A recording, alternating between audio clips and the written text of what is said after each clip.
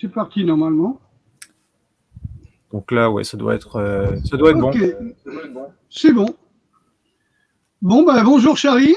Salut Bernard.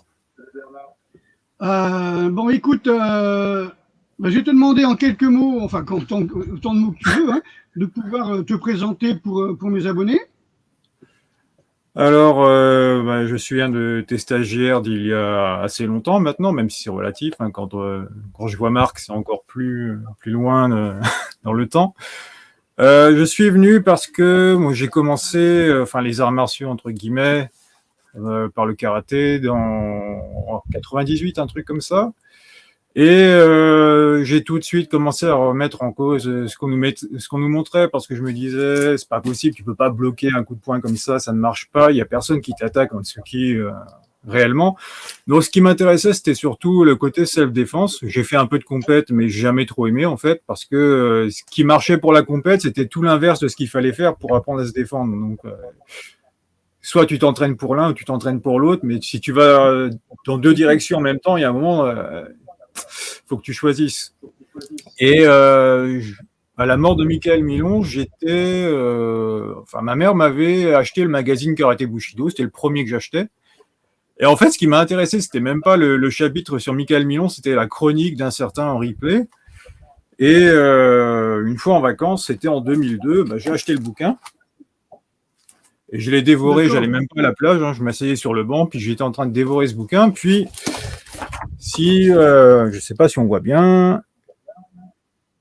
Voilà. On voit, ah ouais, on voit, ouais. Voilà. Couvert que je vois. C'est ça, on parlait, c'était sur le chapitre sur les Dan, et puis la valeur des Dan, puis c'est pas tellement le grade qui m'a intéressé, c'était je le connais, il est réellement étonnant. Puis je me suis dit, il y a quelque chose. Et puis quand j'ai eu Internet vers 2006, j'ai commencé à faire des petites recherches, j'ai trouvé des vidéos de Hatsumi Sensei où je me dis, mais c'est pas possible, il est debout, il bouge pas, le mec il tombe, c'est super. Ouais. Là, je me suis dit, on est loin des figures stéréotypées, figées, où t'es bas, tu peux pas bouger. Et je suis tombé sur le blog, c'était le blog de Guillaume à l'époque, Guillaume le Magnien, qui a écrit le Ninjutsu, une discipline indémystifiée. Et puis il y avait pas mal d'articles sur toi, sur ce que tu faisais, quelques vidéos. C'est comme ça que j'en suis venu à aller à un stage. Il m'a dit, écoute, si tu veux vraiment, va à un stage, parce que c'est là que tu verras si ça te plaît ou pas.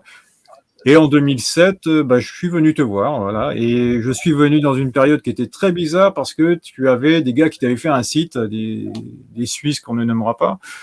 Et puis ils avaient commencé à lancer des rumeurs comme quoi tu étais un gourou, tu étais dangereux. Et moi, j'avais déjà réservé pour le stage, j'avais le billet de train et tout ça. Puis je voyais les messages, le site qui avait changé. Attention, nous ne sommes plus du tout en partenariat avec machin, parce que parce que ça. Et ils étaient en photo avec tous les potes qui venaient de se faire, qui étaient notamment les gens qui t'avaient cherché des emmerdes. Donc je me disais, c'est quand même bizarre cette histoire. Je suis allé te voir quand même. Et puis le premier exo, c'était celui avec les pinces à linge. Et là, j'ai compris qu'on faisait vraiment de l'art martial. Ça avait l'air très bête, mais on essayait les uns les autres de s'enlever les pinces à linge. Et puis j'ai compris l'intérêt, c'était que si tu faisais enlever la pince, c'est que tu t'étais pris un coup de couteau et tu ne jouais pas. Mais on l'apprenait par le jeu. Et puis il y a eu plein de choses qui m'ont vraiment... Allez, ça m'a fait faire un bond de 10 ans. J'étais pas meilleur le lendemain, mais ça m'a évité de tourner en rond pendant 10 ans. Voilà. Et du coup, j'ai compris, il est vraiment étonnant de Henri Play dans le bouquin.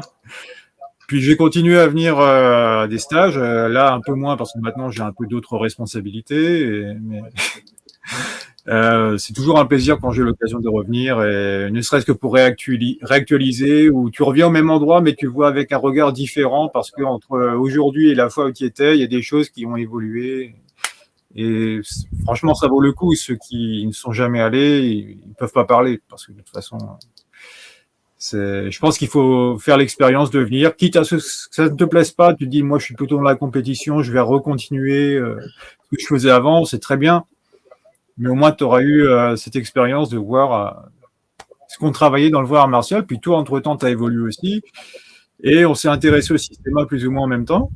moi, j'étais tombé sur une vidéo en 2009, c'était le truc sans contact. Alors, ça m'a tout de suite refroidi. Je me suis dit, mais qu'est-ce que c'est que ce truc? C'est n'importe quoi.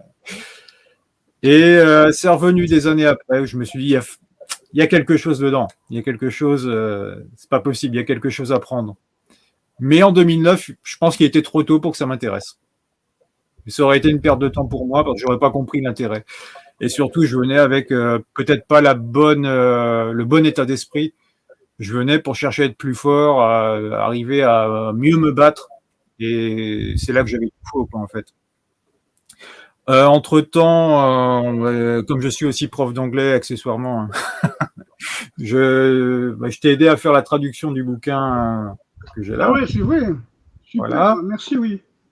Donc, il n'y a pas que moi, il y a aussi le Canadien qui a fait... J'en ai d'autres à traduire.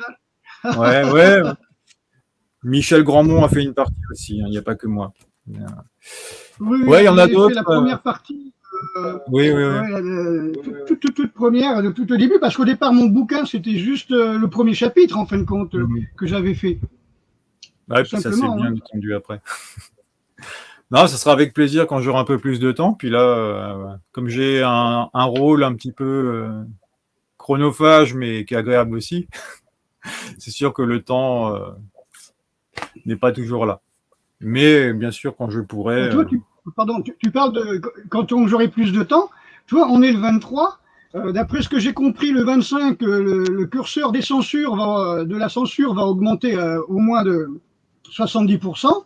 Donc, il y a des chances que si je poste cette vidéo ce soir, dans 2 jours, elle n'y soit plus, parce que ma chaîne aura sauté, que mon Facebook aura sauté, que tu vois, parce que je m'aperçois que c'est bizarre. Maintenant, sur Facebook et YouTube, ils laissent dire des tas de choses, tu vois. Bon, quand tu frôles un peu les LGBT, ils ont fait sauter. La dernière fois, j'ai parlé un petit peu du couple présidentiel, mais vraiment 2-3 mots sur un quart d'heure. Et soi-disant que je critiquais le consensus qui n'existe pas, scientifique, qui n'est pas du tout scientifique d'ailleurs, sur des vaccins qui ne sont pas des vaccins. C'est ça qui est extraordinaire. Et à chaque fois, on me dit vous avez mis en doute, alors qu'en fin de compte, c'est uniquement parce que je critiquais le couple présidentiel, quoi. Tu vois, voilà, la bouche ne mord pas la main qui la nourrit. Il a donné 200 milliards, je sais pas quoi, aux médias. Oui, bon, on est d'accord que c'est une histoire de gros sous parce que la vraie science, justement, elle avance en remettant en question ce qui était pris pour acquis jusque-là. Constamment. Voilà. Sinon, ça devient une croyance et tu te retrouves à faire, pour revenir au karaté, tu te retrouves à faire les mêmes choses pendant 40 ans. Qu'est-ce que tu as appris tu parles de croyance, c'est ce qu'ils appellent le narratif officiel, tu vois. Toi, il y a le narratif officiel, toi, tu arrives, tu dis, écoute, c'est moi le spécialiste, je vous prouve que ce que vous faites est faux, que ce soit qu'avait fait Kenji Tokitsu en allant à Okinawa chercher les katas. Enfin, il a été au Japon chercher les katas originaux. On lui a dit plutôt aller voir à Okinawa. Il arrive à Okinawa, on lui dit mais allez voir plutôt dans le sud de la Chine. Et quand il a vu les katas originaux, voilà, il est revenu à la FF-Kama qui lui avait payé l'étude, le voyage, et il a dit mais tous nos katas sont faux, tous les bunkai sont faux. Et à partir de là, il n'était plus le bienvenu, quoi. Alors que justement, il avait compris. Et bien sûr. Okay, ce qui est bien, c'est que maintenant tu peux, t'as quand même. Ouais, c'est bon. Pour revenir sur les katas très rapidement, c'est que maintenant tu as quand même des gens aussi bien de Chine, d'Okinawa qui partagent en vidéo ce qu'ils font, donc tu peux plus rester dans l'illusion et te dire on m'a dit qu'il faisait ça. Non, tu tapes sur internet, tu vois le type d'Okinawa qui fait ce qu'il fait tous les jours. Et bon, tu vois que en effet, on fait pas la même chose. Voilà. C'est ce qu'on dit en 2023 avec Internet, avant que la censure pète tout. Bien sûr, avant que la censure. C'est quand même, voilà, c'est quand même impossible de ne pas savoir, quoi. Je veux dire, j'ai vu des vidéos de silat, ou de penchak silat fait par des maîtres qui font 40 kilos. On dirait tous Takamatsu, tu vois. Ils ont les os apparents sur la cage, tu vois, ils ont les bras, mais squelettiques, tu vois, des gens qui ont 60 ans, quoi, qui ont l'âge de Ropers, quoi, mais ils n'ont pas des bras comme mes cuisses, tu vois. Et les mecs, tu les vois bouger tout en souplesse, tout en esquive. Tu as l'impression de voir les gens du Bujinkan ou du Systema, parce que il y a un non-blocage, justement. Parce que tout à l'heure, tu parlais du blocage. Alors, tu me disais, on bloque pas un coup de poing comme ça. Déjà, on appelle ça bloquer, ou un coup de machette. Voilà. J'ai regardé la vidéo des maîtres de Penchak en Indonésie, je crois. Et ben, il n'y a pas un seul blocage. Et puis tu les vois, ils se battent comme ça. Bon, le seul qu'on voit qui a été interviewé.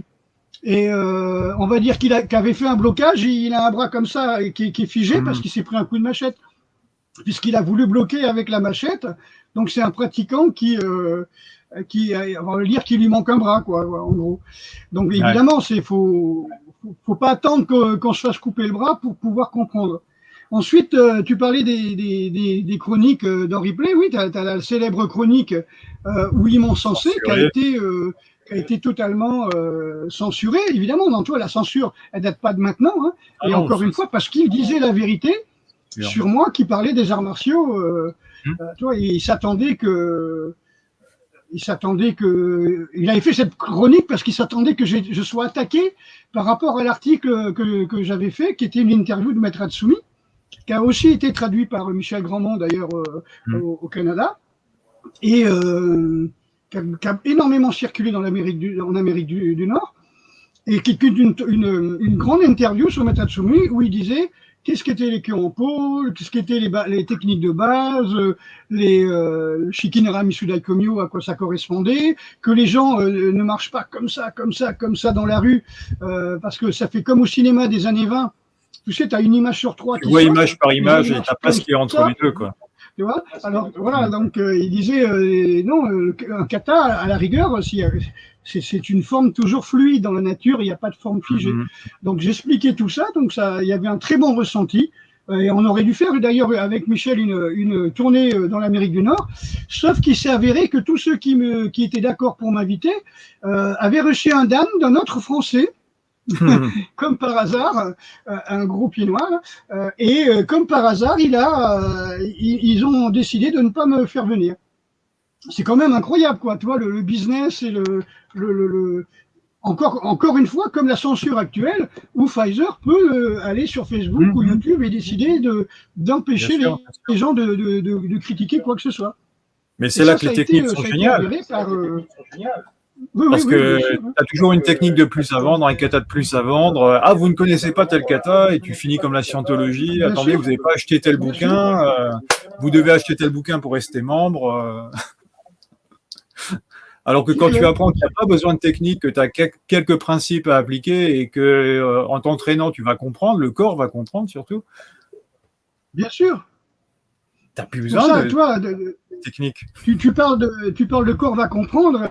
Je reviens à ce que tu disais que les gens ils peuvent venir chez moi, apprendre quelques techniques, comprendre les principes, le recevoir dans leur corps, parce que c'est comme ça que je m'adresse toujours au corps, jamais au mental ou à l'ego.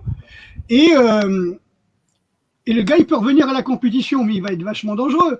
Parce qu'imagine-toi que le mec, je lui ai foutu le pouce dans l'oreille, le poing à la gorge, et lui, donc le corps, il a compris le principe. L'autre, il arrive avec ses règles de compétition, l'autre, il lui fout le pouce dans l'oreille.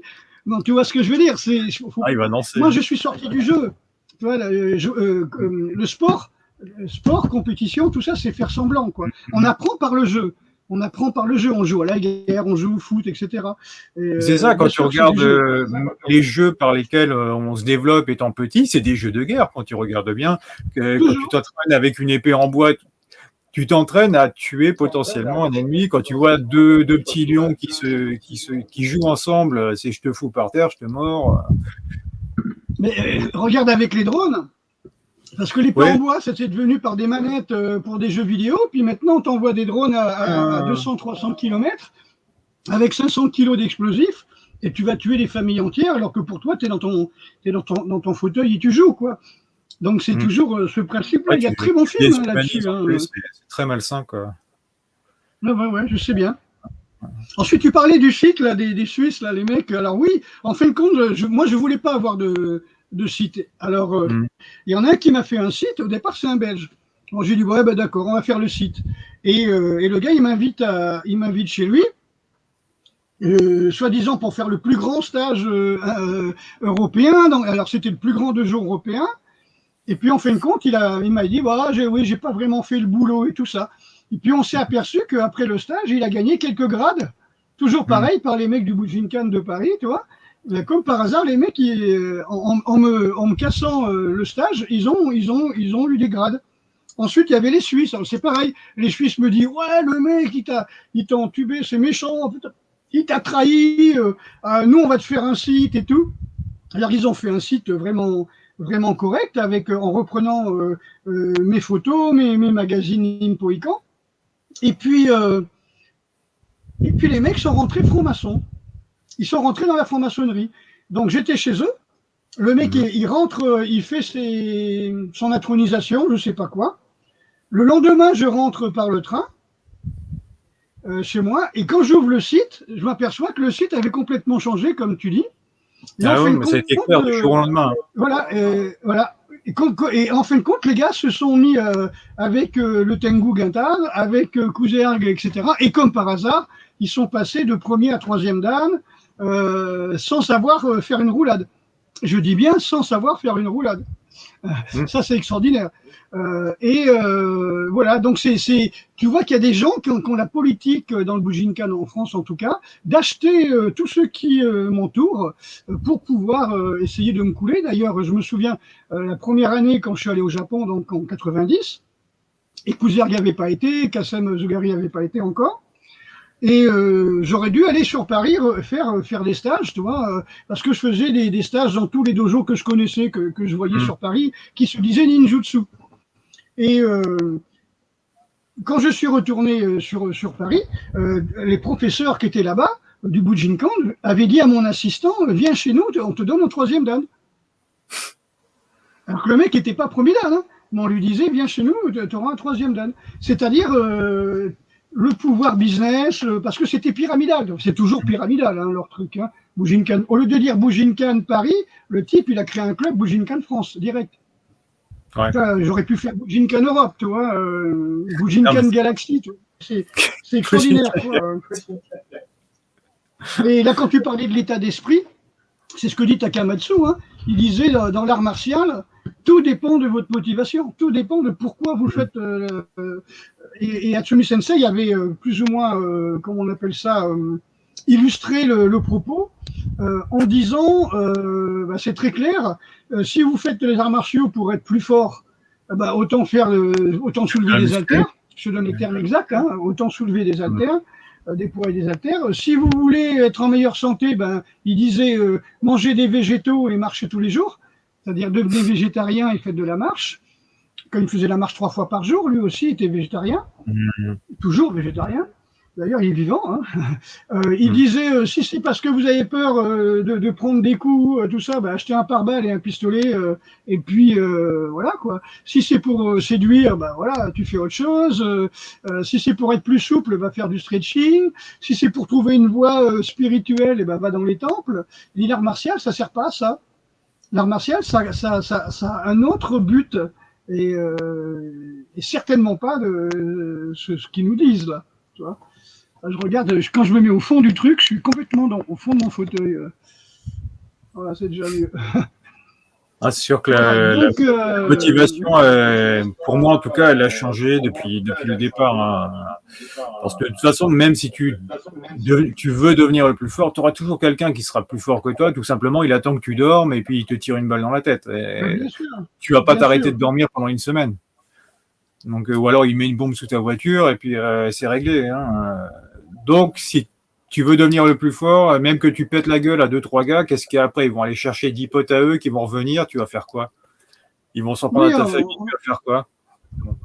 J'en parlais avec Ishizuka Sensei quand on parlait justement de ça, et je disais, le gars il arrive, le matin, il ouvre la porte, il reçoit un coup de fusil. Je regarde, j'ai l'impression de ne pas être droit. C'est droit chez moi ou c'est un peu en biais? Écoute, c'est peut-être pas droit chez moi non plus, donc ça doit faire un effet bizarre. Non. Ah, j'ai vraiment l'impression d'être de Traviole. Puis à l'angle, si tu es un peu à 45, peut-être que ça donne l'impression. Ouais, bah écoute, ça, on va laisser comme ça. Hein. Oui, donc, la motivation est très importante et surtout, comment dire, il faut y aller un petit peu comme, je sais plus où c'est que j'ai vu ça. Le gars, c'est ce que disait Ryabko sur les snipers. Il dit on n'a jamais vu un sniper crier, faire la grimace quand il tire. Il fait juste son job. Et c'est pareil. Je regardais je crois que c'est un livre sur Mike Menzer où il expliquait. Il dit moi je vais à l'entraînement, je fais mon job. Tu vois, je vais m'entraîner, je fais mon job. C'est-à-dire qu'en fin de compte, c'est pas comment dire. C'est pas du cinéma où t'en rajoutes. Voilà, c'est pas juste un entraînement du genre je vais m'entraîner à, en fin de compte. Tu vois, c'est pas je vais m'entraîner à faire quelque chose. C'est mon job, c'est ma vie. On est fait pour ça. Tous les enfants ont envie de bouger, tous les enfants ont envie d'apprendre, tous les enfants ont envie de comment on peut dire, de performer. Et c'est le principe de Laborie où il explique que tu mets dans une espèce d'arène, de mini-arène, tu mets tout un paquet de. Attends, je sais pas comment faire. Ah, peut-être plus comme ça. Tu mets tout un paquet de. C'est pas mieux. Là, c'est que je me vois à moitié, c'est pour ça. Je sais pas. Mais ça a coupé l'image, j'ai l'impression. Hein. Comme il y a une ou deux vidéos l'une à côté de l'autre, ça a dû recadrer un petit peu. Oui, je sais bien. Non, je sais pourquoi. C'est parce que mon bureau, il penche, tu vois. Il penche comme ça. Et donc, j'ai mis la caméra et ça monte comme ça, tu vois. Puis alors, ça coupe sur le côté. Donc, on a l'impression d'être sur un bateau. Ok, c'est pas grave. Enfin, là, déjà, je suis plus au centre. Et donc, il dit, tu prends, c'est comment ils faisaient leur laboratoire. C'est comme une arène, comme ça. Eux, ils sont hauts, ils filment. Il y a des caméras partout. Ils prennent des notes. C'est-à-dire que tu mets une quarantaine de rats et tu mets une trentaine de jeux. Les rats, pendant 7 heures tous les jours, vont s'entraîner. C'est-à-dire s'entraîner, justement. Ils vont bouger, ils vont faire bouger leur lymphe, si tu veux. Ils vont certainement pas rester assis. Et le principe, c'est que toute vie, tout animal fait ça pour la survie de l'espèce et pour améliorer l'espèce. Le type qui reste assis toute la journée. Je t'avais fait la remarque que quand tu vas t'entraîner à la salle de muscu, en fait, c'est comme un peu les astronautes dans l'espace qui sont obligés de simuler ce qu'ils feraient naturellement sur Terre. Bien sûr. Donc tu vas simuler ton activité que tu aurais eu en étant utile en plus, en cultivant tes légumes, en faisant autre chose, quelque part pour ta gueule, quoi. Sans que ce soit utile, parce que tu vas t'entraîner à se lever des barres, bon, très bien, mais moi, si je passe 3 heures dans le jardin à bêcher, j'ai plus envie de faire de la muscu après.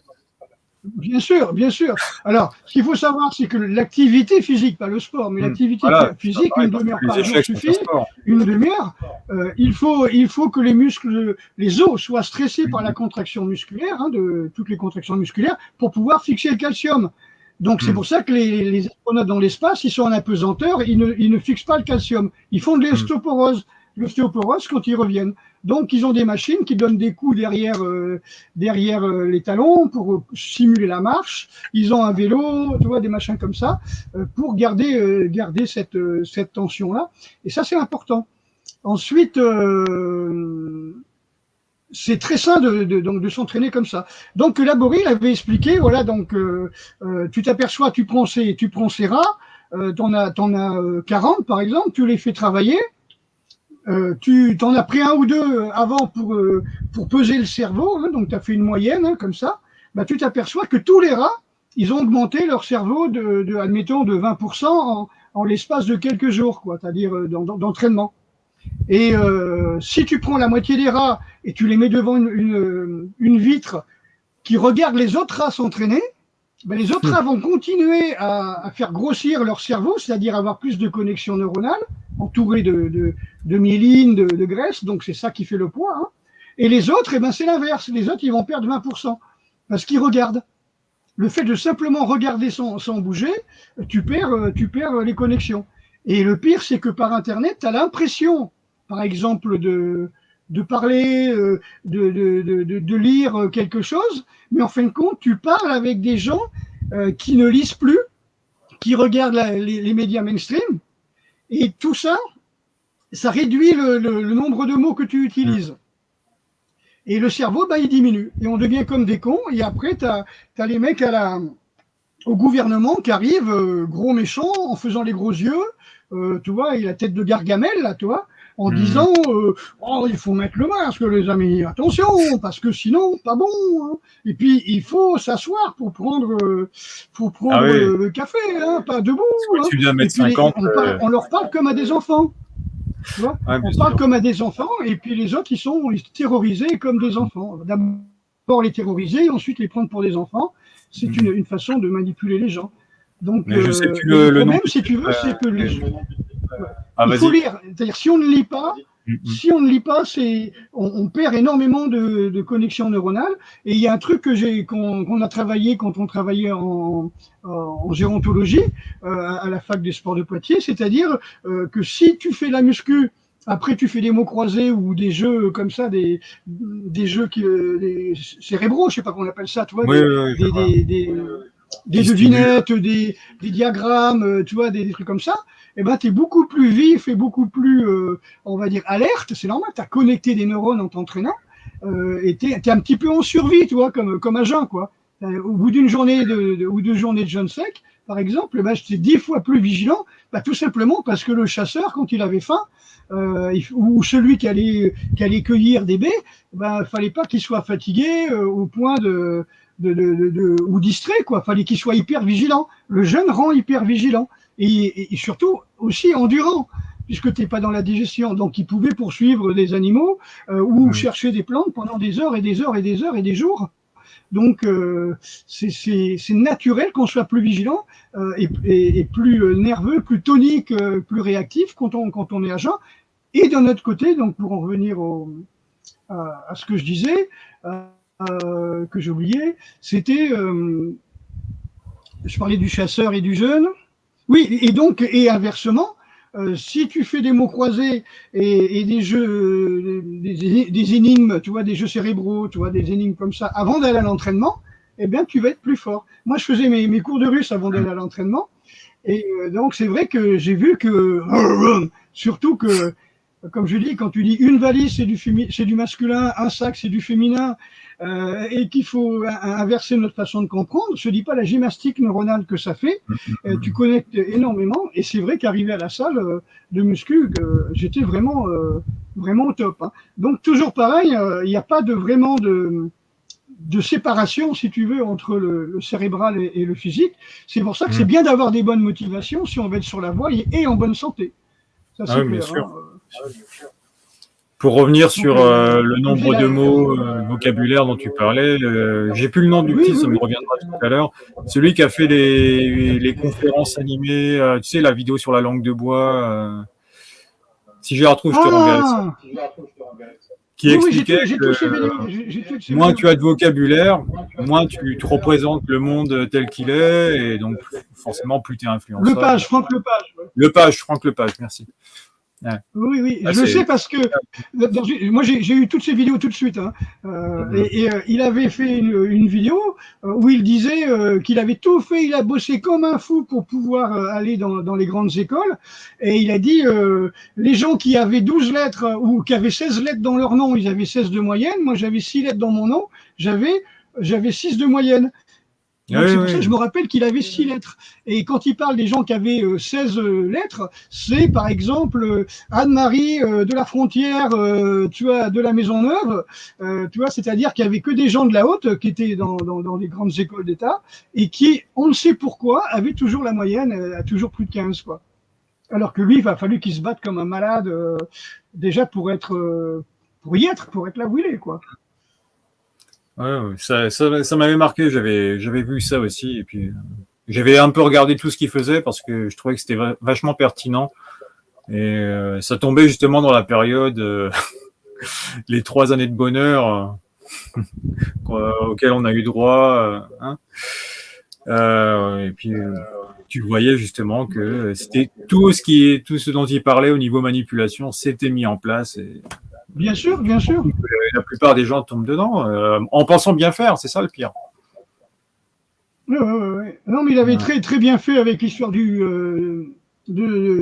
pas du parachute, mais tu sais, comment on appelle ça, le truc à voile, là, tu vois, où il disait qu'en fin de compte, plus on faisait monter le niveau chez les pauvres, plus on montait le niveau chez les autres au-dessus, quoi. Fallait jamais que ça se rattrape, quoi. Donc c'était la bouffée d'air chaud pour tout le monde.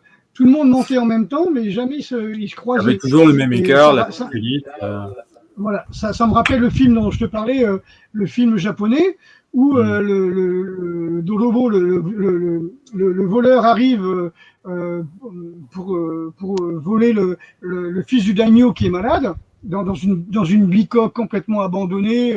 Alors, c'est bien, il rentre, clac, le pied passe à travers le plancher, il se prend le truc sur la tête et tout, tu vois. Et puis il fait le méchant, quoi. Il dit ouais, et tu sais, du genre, tu m'as pas entendu, tu vois. Et c'est pas un voleur vraiment, tu vois. Et donc ils deviennent vraiment amis, tu vois, mais vraiment amis. Il lui apprend ce que c'est que la vraie vie en dehors, mais sans savoir que c'est un fils de seigneur. Et à la fin, chacun rentre dans son rôle. Tu vois, le paysan, enfin l'homme du peuple reste le gueux, et le fils du daimyo retourne daimyo. Mais il y aura pas de. Et au Japon, c'est encore comme ça, où les femmes sont obligées de changer leur nom pour pouvoir se marier, changer leur généalogie pour pouvoir se marier, quoi. Sinon, ils resteront toujours dans la même caste. Hein. Tu me diras, en France, je suis sûr que c'est pareil. Hein. Ah oui, mais regarde Darvor.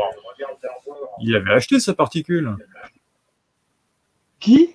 Darvor, Patrick Poivre d'Arvor, le D apostrophe, c'était un ajout, hein, donc bon, tu peux acheter des comme Chaban-Delmas. Ouais, Chaban-Delmas, c'était son nom de guerre, hein. C'était pas son vrai nom, quoi, tu vois. Mais oui. Ça, c'est un truc qui m'a toujours fasciné, quoi. C'est cette espèce de, comme diraient les manouches, les mecs qui baisent leur mort, quoi. Ils chient sur leur arbre généalogique, quoi, sur leurs ancêtres, en changeant de nom. Tu vois, que ce soit les artistes, que ça soit, tu vois, il y avait la Bretonne là, qui se faisait appeler que par son prénom. Je sais pas si tu te souviens. Et après, elle a repris son nom avec. Un nom court comme Louane, Louen, un nom comme ça, tu vois. D'accord. Nolwenn. Ah oui, c'est ça, ouais. Et, voilà. Et après, elle a dit Nolwenn le roi, quoi. C'est-à-dire, elle a repris quand même son nom. Parce que c'est vrai que c'était quand même un peu insultant avoir un succès comme ça et sans dire que si elle est là, c'est grâce à ses parents aussi, hein, quoi. Donc il y a pas. C'est limite tu en as honte, donc tu dis pas ton nom parce que tu en as honte. Je sais pas. Oui, c'est ça. C'est ça, mais il y en a plein qui ont changé. Yves Montand a changé son nom. Ben Guigui, là, comme il s'appelle, cassé la voix, là. Celui qui dit qui a amené le rap en France, Bruel, voilà, Patrick Bruel, c'est ni Patrick ni Bruel. Tu vois, donc je comprends pas. Tu vois, c'est parce que il y a des Ben Guigui qui ont réussi dans le cinéma. Hein, je veux dire, c'est pas pour ça, comme tu as des Cohen qui ont réussi sans changer de nom. Les musiciens américains aussi. Tu vois, Léonard Cohen, ça n'a jamais été Léonard Cohen, tu vois. C'était peut-être Cohen, mais c'était pas Léonard, quoi. Je comprends pas. Je me souviens pas. Je sais pas, Léonard de Vinci, c'était Léonard de Vinci. Bon, c'est sûr que Molière, c'était pas Molière, que Shakespeare, c'était pas Shakespeare, mais on ne sait même pas s'il a vraiment existé Shakespeare, si c'était pas plusieurs personnes d'ailleurs. Mais c'était des noms d'artistes. Tu vois, c'est comme des noms de guerre au départ. C'est vraiment pour pas se faire choper. Ceci dit, comme je t'expliquais, les artistes, ils étaient enterrés comme des chiens, des amuseurs publics. Quoi. Ils servaient à rien. Que c'était juste des amuseurs publics. Donc on leur pardonnait tout. Ils étaient à la fois manouches, voleurs, saltimbanques, homosexuels, prostituées. Enfin, ils faisaient tout à la fois. Et ils étaient enterrés sur le bord des routes comme des chiens. Parce que comme ils jouaient la comédie, donc ils mentaient, et ils étaient excommuniés d'office, puisque le mensonge est un péché. Oh là là, maintenant, au gouvernement, je me souviens pas de ma courte vie, hein, avoir vu des gouvernements aussi détestés et aussi magouilleurs. J'ai jamais vu un gouvernement où il y a, admettons, dans la partie soi-disant majoritaire, parce qu'elle n'est pas forcément majoritaire. Tout le monde parle de la majorité, parce que ils veulent encore nous entuber, mais elle est majoritaire à très peu, tu vois. Et en fin de compte, cette soi-disant majorité, il n'y a jamais eu une majorité avec autant de casseroles, avec autant de voleurs. Majoritaire de ceux qui étaient en âge de voter et ceux qui auraient peut-être voulu mais qui pouvaient pas, et parmi ceux qui étaient en âge, de ceux qui se sont déplacés. Oui, on dit qu'il a été élu à 10%. Ouais, donc d'après ce que j'ai compris, il a été élu avec 10% des voix, quoi. Alors, voilà, sans parler du décompte qui tout d'un coup a enlevé 1 million de voix à son adversaire comme ça, alors qu'il était en direct du ministère de l'Intérieur, quoi. On n'a jamais vu oh pardon, excusez-moi, hop, on enlève 1 million. Non, c'est pas lui qui aurait dû être élu. Mais le plan, c'était que ça soit lui, quoi. Donc, quel que soit l'avis des Français, ils en ont rien à foutre, comme l'histoire de l'euro ou de l'Europe. Quel que soit. Moi, je pense qu'à ce moment-là, tu vois, quand il y a eu l'euro et l'Europe, moi j'ai dit stop. Tu vois, franchement, point de vue politique, j'ai dit stop. J'ai dit non, c'est pas la peine, ils se foutent de la gueule des gens. C'est dingue. Demande ton avis un peu comme si on te mettait dans une cour de récré. Bon, ça, ils sont défoulés, ils ont fait leur petite manif, et puis après, ils n'ont rien à foutre. La routine continue, et toi, tu t'es défoulé, tu t'es énervé, tu as été manifesté, tu as voté, voilà, t'as voté. Et puis, ça a changé quoi? Tu regardes, ça n'a rien changé du tout. Oui, non. Non, mais le pire, c'est quand il se fait réélire en disant je ne suis plus le même, j'ai changé, croyez en moi, je referai pas les mêmes erreurs. Non, il en fera d'autres. Donc, c'est extraordinaire, quoi. Je veux dire, on dirait le mec qui tabasse sa femme et puis il revient, allez, on y va, allez. Parce que c'est ça. Il a crevé des yeux, il a fait arracher des mains. Il a filé la Légion d'honneur au préfet qui a fait ça. Ensuite, il a foutu un département ministériel, je sais pas quoi. Le gars s'est retrouvé là dans l'Union africaine, là, tu sais, l'OCDE. Tu vois, comment il s'appelle, le préfet allemand, l'ancien préfet allemand, qui faisait partie du machin de truc africain, quoi. Et on dit mais il est pas africain, lui. Ben non, c'est parce que c'est les blancs qui ont institué ça. L'histoire de payer avec des billets, c'est les blancs. Tu vois, l'histoire de rémunérer, de faire ceci comme ça, c'est les blancs. Donc quelque part, ils continuent à faire comme faisait leur ancien maître. Il faudrait qu'ils aient leur propre monnaie comme ils veulent, avec une monnaie d'échange en plus, tu vois. Ce serait pas mal, toi, mais... Il y a des endroits où ça se fait. Hein. J'avais vu que tu avais des coins, alors c'était en Amérique latine, où ils avaient créé leur propre monnaie, puis ils faisaient du troc. Et en gros, c'était, vous voulez pas, vous avez gelé notre argent, on vous emmerde, et puis on fait notre système à nous. Ça s'était fait. Où ça? J'avais vu que c'était en Argentine. Ils avaient fait leur propre monnaie, leur propre système, hors système. Alors, il y en a un qui a fait ça. Il y en a un qui a fait ça il y a pas longtemps en France. Hein, c'est Juvin Brunet, un truc comme ça. Il me semble qu'il s'appelle Juvin Brunet et on l'a arrêté pour faux monnaie. Tu sais, faire de la fausse monnaie, un truc comme ça. Voilà. Je me souviens du côté de Mondragon dans les années 70-80 vers là, ou 80-90, ils avaient fait une monnaie locale aussi. C'est pareil, ils ont été inculpés, quoi. La banque ne veut pas qu'on les copie, quoi.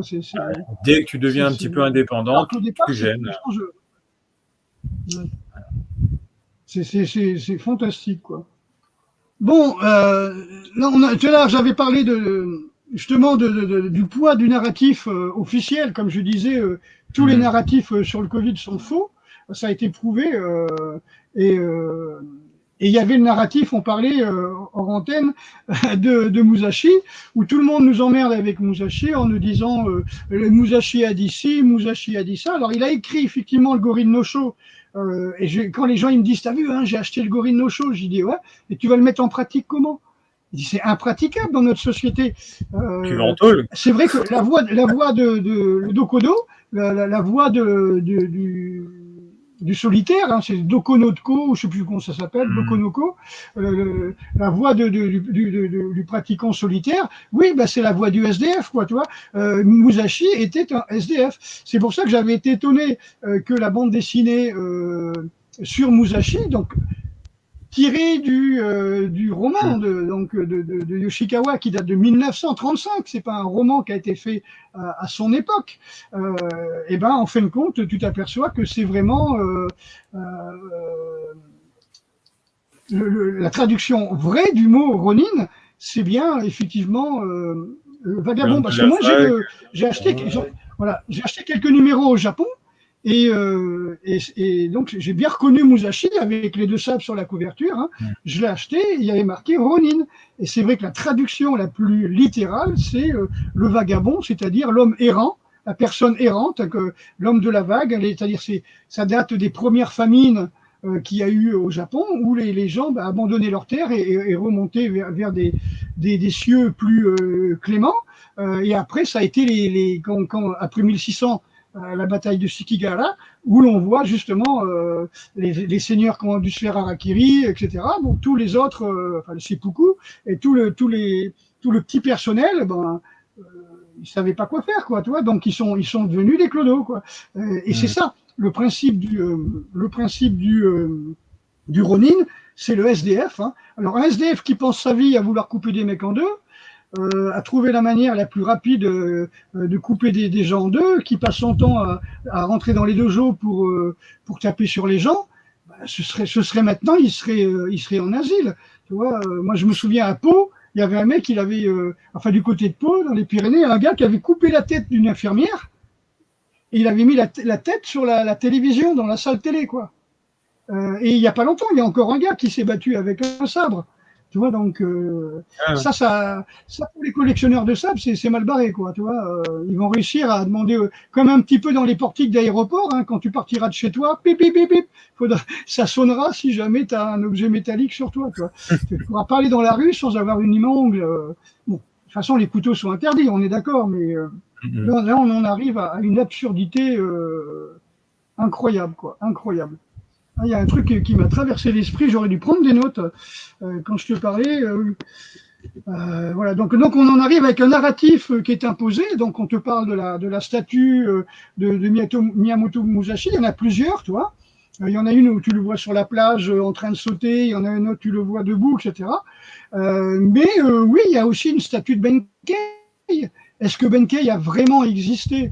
Est-ce que c'est vraiment Miyamoto Musashi ce qui est vrai, ce qui est la légende. C'est un personnage du Heike Monogatari, quoi. Je veux dire, est-ce que vraiment il a existé? Je te disais, on vient faire. Vas-y. Tu as des statues. Je ne sais pas si c'est à Londres qu'il y a une statue de Peter Pan, un truc comme ça, mais je sais qu'il y a une statue de Peter Pan. Oui, bien sûr. Comme tu peux avoir il n'a pas existé. Des Bois, de Zorro à Hollywood. Regarde, Schwarzenegger, Rocky, tu vois, Stallone a sa statue, Van Damme a sa statue, ça en fait pas des gens qui ont changé l'histoire, quoi, tu vois. Mais c'est des gens qui ont bien servi les médias, qui ont bien servi le système, tu vois. Ouais, pour revenir sur Musashi, je te disais, c'est les légendes que tu as aujourd'hui, ça me fait penser aux blagues de Chuck Norris, où aujourd'hui tu sais que ce sont des blagues. Et puis peut-être dans 300 ans, mais si, je te jure que il guérissait le cancer avec ses larmes, mais qu'il pleurait jamais. Pourquoi tu ne me crois pas? T'es un abruti. Alors que là, on te dit, le mec, il attrapait des mouches en plein vol avec ses baguettes et les gens ils se pissaient dessus, puis ils couraient en sortant du resto. Faut arrêter, quoi. Il y a comme le ninja du Bunraku. Le ninja qui en fin de compte la cagoule noire et tout qui est un voleur dans le théâtre Bunraku de marionnettes, et puis d'un coup tu le vois héros des films américains avec des cagoules et des machins comme ça. Marqué ninja bien sûr, hein, parce que sinon c'est assez marrant, quoi. C'est assez marrant ce style, mais tu sais, Chuck Norris, comme Van Damme et tout ça, ils ont bien servi le système. C'est-à-dire, je regardais qui est-ce qui sponsorise. On en arrive à qui est-ce qui sponsorise. Qui est-ce qui sponsorise les médias aux États-Unis, hein, les nouvelles du soir, tu sais, les news, à 70%, c'est Pfizer. Ça, on le sait. À 70%, ce sont les big pharma qui sponsorisent les journaux télévisés. Ensuite, quoi? Ensuite, tu voyais par exemple dans les films d'action, souvent c'est les marchands d'armes. Par exemple, quand ils ont sorti le Desert Eagle, il y avait un film avec Schwarzenegger avec un Desert Eagle. Comme ça, tout le monde a Un envie de bicolore, il me l'acheter. semble. Hein. Voilà. Alors que c'est quand même un flingue de merde, t'arrêtes pas une voiture avec, mais bon, il y avait un film j'en ai parlé tout à l'heure, Yves Montand, 357 Magnum, tu vois, où il avait un 357 Magnum. Il y avait un film pareil avec Clint Eastwood, pareil où il montre son flingue. Tu t'aperçois, par exemple, dans la série X-Files, il y a 3 saisons que je me souviens. La première, ils ont un Beretta. La deuxième, ils vont avoir un Smith & Wesson. Et la troisième, ils ont un Glock. C'est bizarre parce que c'est toujours les qui mêmes a payé le personnages. plus chaque saison pour être placement de produit. Ben, ouais. La Porte des Étoiles aussi.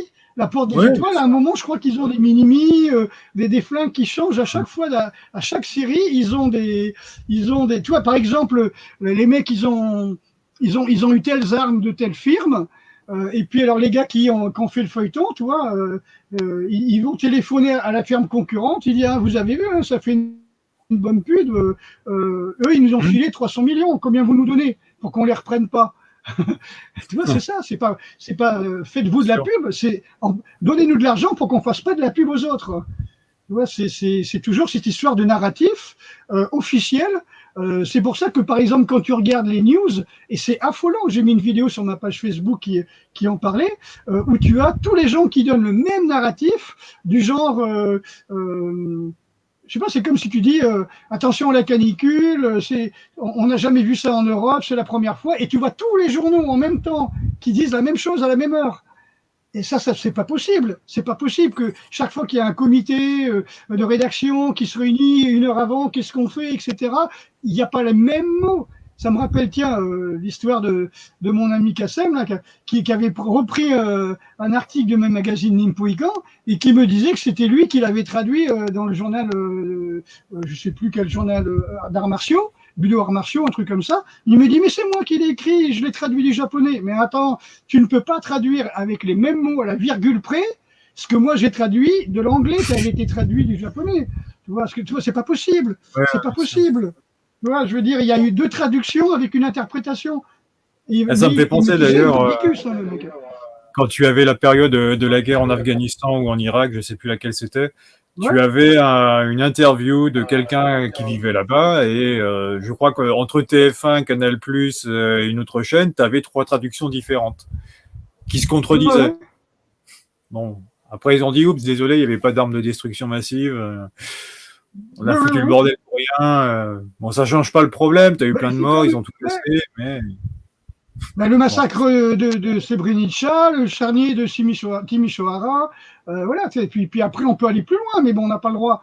Mais on peut aller plus loin. Tu vois, et le but, si tu veux, c'est pour les USA, c'est des gens qui sont les plus grands, pratiquement fabricants d'armes, non pas pour leur propre défense, comme la Russie par exemple, mais pour aller attaquer d'autres pays, pour leur piquer le diamant, le pétrole et tout ça. La France est en 3e. Bon, maintenant la France, elle n'a plus rien. Je crois qu'elle a moins d'armes que la Turquie. Je sais pas si la France fabrique des drones. Les Turcs fabriquent des drones, mais on en arrive avec la Turquie, l'Iran, bientôt le Mali vont fabriquer des super drones et tout. Puis nous, on en sera avec une quarantaine de chars, dont 20 qui sont en réparation, qui servent pour les pièces détachées. Et comme disait Macron, là, qui vont faire, ils vont refaire des fabriques d'armes, tu vois, des arsenaux. La poudre, pour le moment, elle vient de Turquie.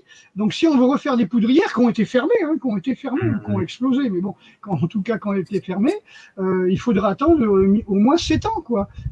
7 ans pour que les obus avec les armes et tout ça qu'on fabrique, mais il faut être sûr qu'il y ait une guerre dans 7 ans. Tu comprends? Tu fabriques pas des trucs pour rien. Donc, c'est où dans 7 ans, on va fabriquer une guerre pour vendre nos armes. C'est ce que l'on a toujours fait. C'est ce que fait l'Amérique depuis 300 ans, hein, ou un truc comme ça. 200 ans, je crois qu'elles existent. 200 ans et 20 ans de et 20 ans de. Je sais pas si c'est 300 ans et 20 ans de paix ou 200 ans et 20 ans de paix, mais enfin, c'est pas grave. Et toujours fabriquer de la guerre pour vendre des armes qu'ils fabriquent. Et le jour où ils arrêteront de fabriquer des armes, voilà, Et en plus, c'est qu'ils fabriquent la peur. Au départ, pour fabriquer la peur, c'est là où j'allais en venir. C'est là où j'allais en venir pour revenir sur pourquoi tu te lances dans la pratique de ce que tu peux considérer comme étant un art martial au départ, même si le terme a été galvaudé, hein, et on va te dire que de la boxe où le pire qui puisse t'arriver, c'est un KO, c'est de l'art martial. Je dis pas que je voudrais me retrouver face à un boxeur professionnel. Je suis pas en train de dire ça. Mais je dis juste, il faut savoir pourquoi tu fais les choses. Et à partir de ce moment-là, c'est bien. Si tu penses que tu fais, par exemple, tu dis je fais de la boxe pour me protéger en cas d'agression contre une machette. Bon. Ou même deux, trois bonhommes à la fois. Oui, bien sûr. Si tu le fais en disant je vais me défouler, ça va me faire du bien, ça va me faire bouger, j'aime bien le principe du jeu, très bien. Mais il faut savoir pourquoi tu fais les choses. Hein, à partir du moment où tu sais pourquoi tu fais les choses, et le principe, le problème est là, c'est faut arriver à comprendre ce que tu fais, parce que sinon tu restes dans l'erreur pendant des années et tu t'illusionnes. Moi, tu parlais de Musashi il y a quelques minutes. Il y a que quelques années, quand tu as fait la remarque sur mais le mec c'était un psychopathe, je me suis dit mais oui. Alors que c'est quelqu'un que j'ai commencé à lire quand j'avais 10-11 ans, je me dis ouais, c'est génial, le mec c'est le meilleur. Mais parce que j'étais dans cette optique-là de vouloir devenir le meilleur, mais en fait tu peux jamais être le meilleur et ça va rien dire du tout.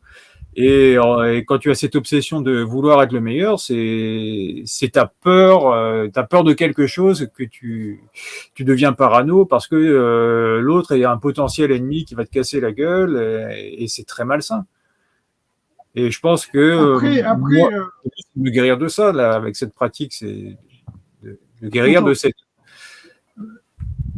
C'est bon? Oui, non, c'est que je vois que je suis encore penché, c'est vrai que je vois mon truc qui penche. Ah, quand on regarde bien, on voit un peu les images comme ça derrière. Oui, mais j'ai l'impression que ça bouge. Remarque, j'ai mis le ventilo, alors c'est peut-être pour ça aussi. Hein. C'est peut-être le machin qui fait ça. Mais non, là j'ai dit ça. Oui, plus. Oui, donc quelque part, ce que tu dis est très juste, hein, de toute façon. Maintenant, tu me dis le meilleur. On peut vouloir être le meilleur pour aider les gens, pour faire par exemple des légumes, pour faire des fruits. Mais là, Musashi, c'était le meilleur pour pouvoir tuer le plus vite possible un maximum de personnes. Si tu veux devenir le meilleur en boxe pour devenir un champion et avoir des titres, pourquoi pas, c'est ton karma. Voilà. Après, il n'y en a pas 36, tu vois. Après, il faut mettre le prix. Hein, et là, souvent, il y en a qui regrettent. Hein. Mais quoi qu'il en soit, il y en a qui ont envie de mourir sur le ring, d'autres qui veulent mourir sur scène. Et puis, il y en a qui veulent simplement devenir le plus performant pour aider et pas pour amasser du pognon ou des célébrités ou des likes, je sais pas, sur Instagram, quoi, tu vois. C'est voilà, on peut chercher à se perfectionner comme faisaient les rats de la Bourrie pour transmettre à ses descendants une biologie tu vois, forte, tu vois, avec un système immunitaire fort, un capital osseux fort, tu vois, bien étudier la diététique pour bien les nourrir, bien les élever, pour qu'ils s'épanouissent. Ça, là, moi, je dis pourquoi pas. Mais le problème, c'est que les trois quarts des parents, ils en ont rien à foutre. Les mères sont sur Instagram, les mecs, ils regardent les matchs de foot où ils continuent à draguer sur Internet. Les mômes, ils sont laissés à eux-mêmes avec leur téléphone portable sur des jeux. Il n'y a plus de famille, quoi. Je veux dire, c'est un petit peu le but, hein, séparer les gens, disperser les gens, éviter l'union, quoi. Éviter cette union, quoi. L'union fait la force et le gouvernement a horreur de gens qui sont forts, quoi. Oui, mais dans ce cas partagé, il y a Lev Ivanov de Moscou il n'y a pas très longtemps. Il y avait justement ça, quand vous utilisez votre propre force, c'est une chose. Mais quand vous utilisez ce qu'il appelait la foi, parce que c'est leur façon de transmettre, là, c'est la force de quelque chose qui vous dépasse et c'est bien plus puissant. En fait, c'est quand tu fais pas les choses uniquement pour toi et oui, et ça, tu peux pas le comprendre si tu vas vers, en tout cas, l'école Ryabko, dans le seul objectif de devenir meilleur à casser la gueule à potentiellement un autre. Tu perds ton temps. Si tu fais ça, tu perds ton temps, quoi. Là, j'aimerais que tu me dises ce qui t'a séduit le plus dans la pratique du système. T'as été en Russie, on y a été plusieurs fois. Oui, grâce à toi, j'y suis allé 2 fois avec toi et puis l'équipe qui nous suivait. Voilà. Tout seul, je sais pas si j'y serais allé.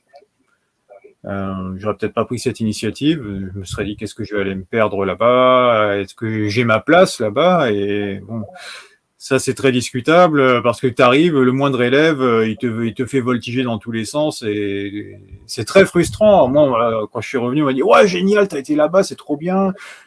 La première fois, j'étais démoralisé parce que je me dis mais c'est pas possible. J'ai l'impression que je me suis jamais entraîné de ma vie. Et Misha m'avait dit ton corps est bien, t'es entraîné, ça se voit, mais tu sais pas du tout l'utiliser. Ouais. Et bizarre. Puis, il m'a fallu. Excuse-moi, je te coupe parce que ce que tu me dis là, c'est vraiment impressionnant. Je me souviens d'un reportage sur, je crois que c'est Khaled, un champion de boxe thaï des quartiers, qui avait été subventionné pour emmener des racailles, des jeunes racailles en Thaïlande, justement dans un club de boxe thaï. Et puis il devait y avoir 1 ou 2 accompagnants, quoi. Alors, ça devait être des éducateurs, tu vois. Et puis, tu en avais un, toi, qui était globuleux, tu vois, le genre de mec qui mange des protéines, qui fait beaucoup de gonflettes, tu vois. Et puis, alors, tatoué de partout, bam, bam, il foutait des patates comme un fou sur un pao. Et l'autre en face, le Thaïlandais, il était épais comme une crevette. Et puis, il fait... Alors, là, tu dis, qu'est-ce qu'il dit? Ah non, il dit que t'es pas assez fort. On dit, je suis pas assez fort, je suis pas assez fort. Alors, il tapait comme un bourrin. Boum, boum, comme ça. Et l'autre, il dit, non, c'est pas ça une frappe. Il y a BAM, tu vois, là, le type, il a valdingué. Et ça, c'est une frappe sec, tu vois. Alors que l'autre, il était pas, tu vois, il aurait fait de l'haltérophilie, si tu veux, ou du sprint, il aurait eu plus d'impulsion, plus de vivacité. Mais il faisait tout pour gonfler, pour faire peur aux gens. Donc, c'est pas des gens qui sont sûrs d'eux, ça. Donc, quelque part, c'était assez marrant. Oui, et le mec, il dit attends, moi j'arrive, je suis le roi de la boxe thaï dans mon quartier et tout. Et donc, je parle pas de Raleigh, hein, je parle des accompagnants. Là. Je sais pas qui c'était, mais c'était un blanc, je crois. Et le mec, ça fait tout drôle. Hein. Ça m'étonne pas. Ça casse l'ego, quoi, si tu veux. Ah oui, mais complètement. Je pense que c'est ça qui m'intéresse le plus maintenant. C'est justement sortir de l'ego.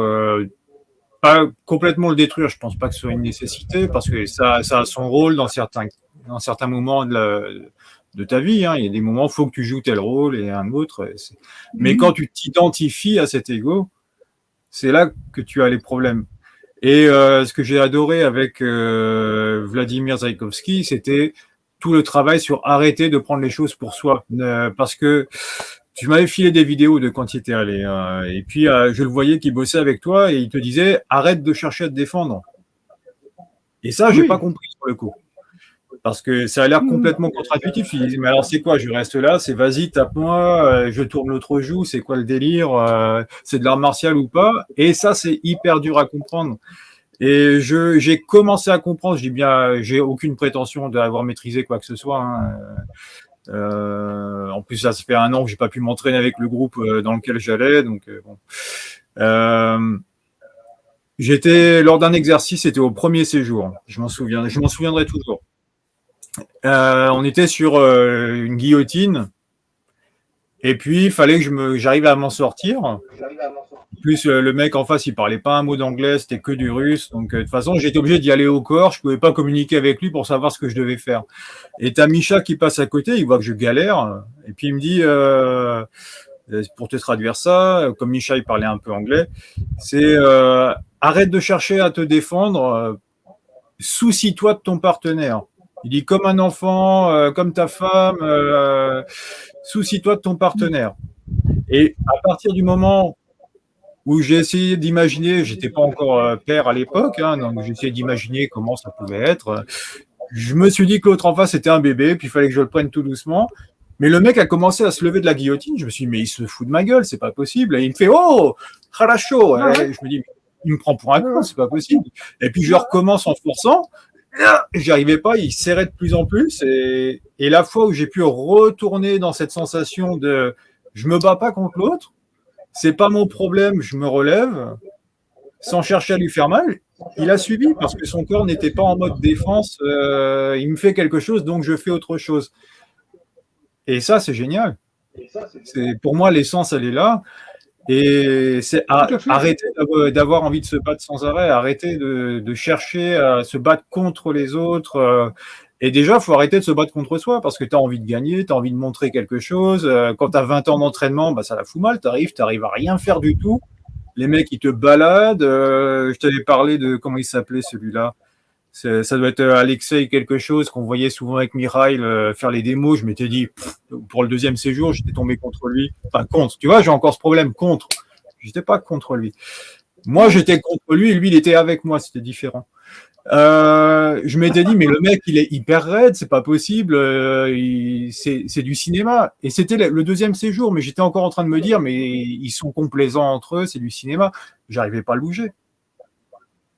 Et puis lui, il y a un moment, il voit que je galère aussi, donc pareil, il parlait pas un mot d'anglais, il essaie de me montrer par le corps. C'est ça qui était vachement bien aussi, des fois de ne pas pouvoir avoir les explications qui passent par le mental, de devoir comprendre avec le corps.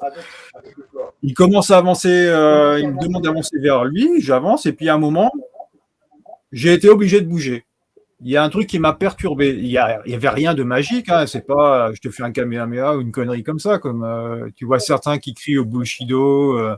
Non, c'est que il était tellement connecté à moi déjà à distance que quand il a fait un changement dans sa démarche, ça a provoqué un changement en moi. Et c'est là que j'ai commencé à comprendre un petit peu plus ce qui se passait. Il n'y avait rien de magique, et ça, je l'ai vu aussi avec notre chat, c'est que des fois, il a le don de se mettre dans tes pattes. Hein.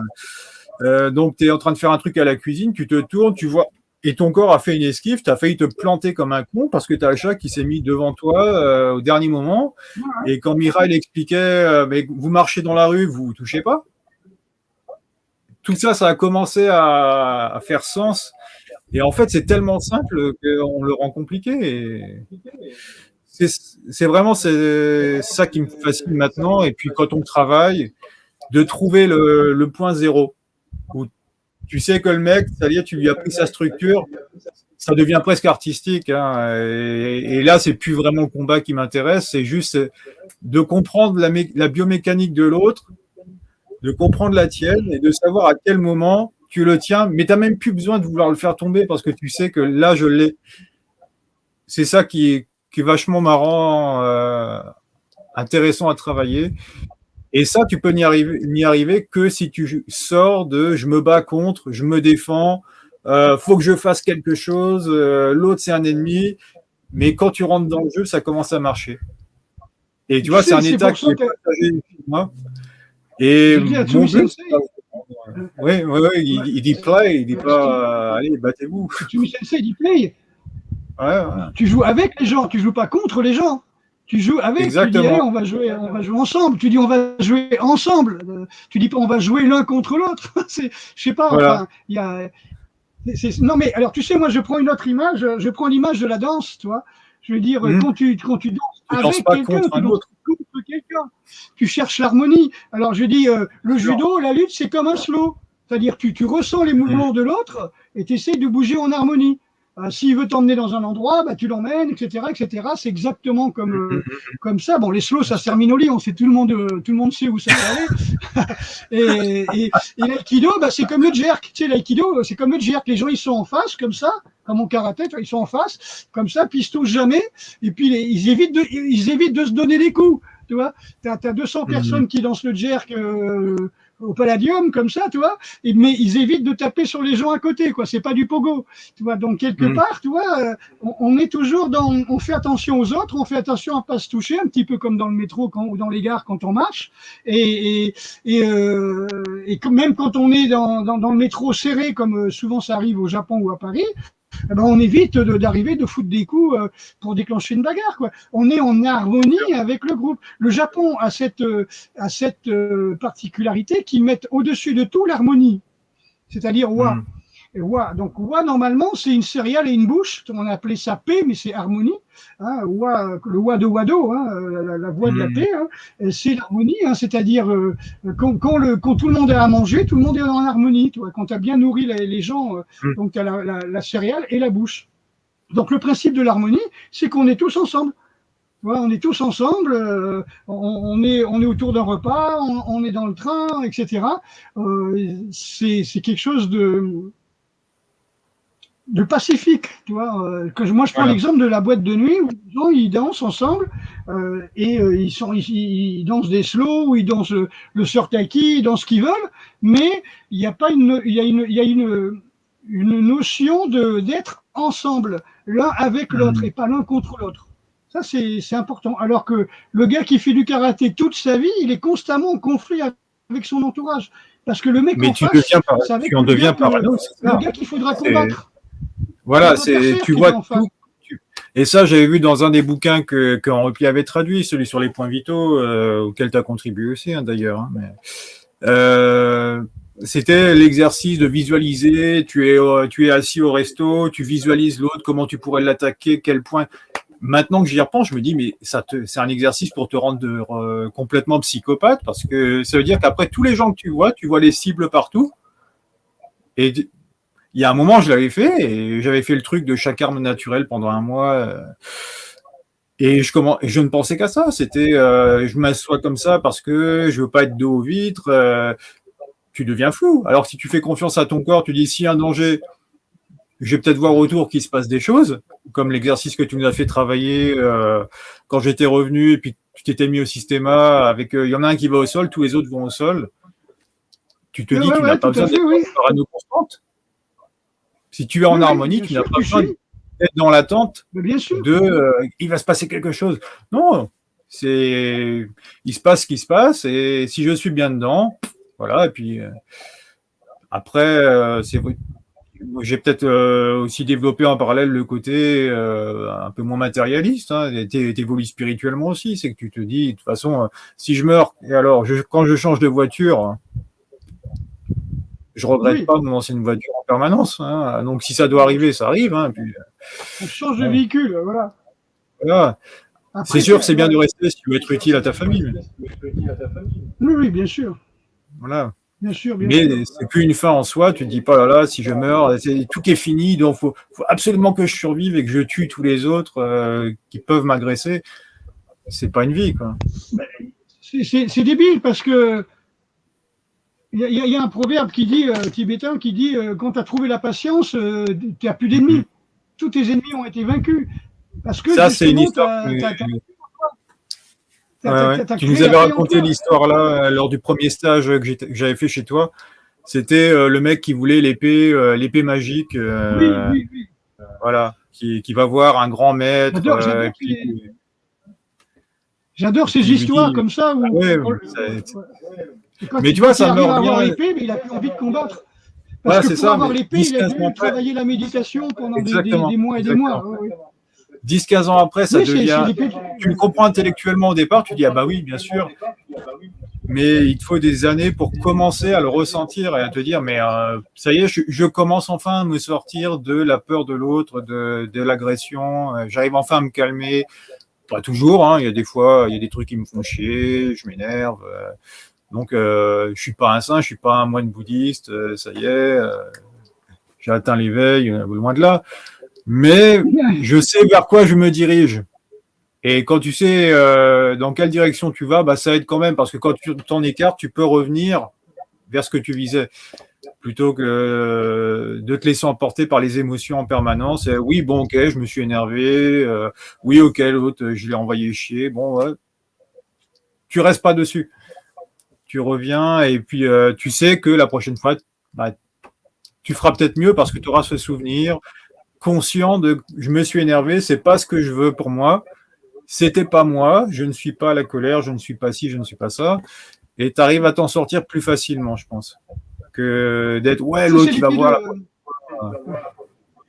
C'est l'épée de la sagesse de Fudomyo, on l'appelle ça l'épée de la sagesse, l'épée qui coupe les illusions, Bah, justement, c'est par la pratique, tu as une sagesse. Mais toi, tu me parlais de réflexes conditionnés, des choses comme ça, du corps, avec la lecture d'Henri Play. Moi, j'avais été faire un stage, donner un stage chez Yves Télène. Yves Télène avait sorti un livre sur le ninjutsu. Et, enfin, du moins, c'est ce qu'il disait. Et moi, je regarde, c'était chez Amphora, je crois. Et moi, j'ai lui écrit carrément, hein, ça devait être en 91, vers là, 91-92, je lui ai écrit, je lui ai dit, écoutez, la tour que vous montrez n'est pas au Japon. N'est pas au Japon, les arbres ne sont pas des arbres japonais.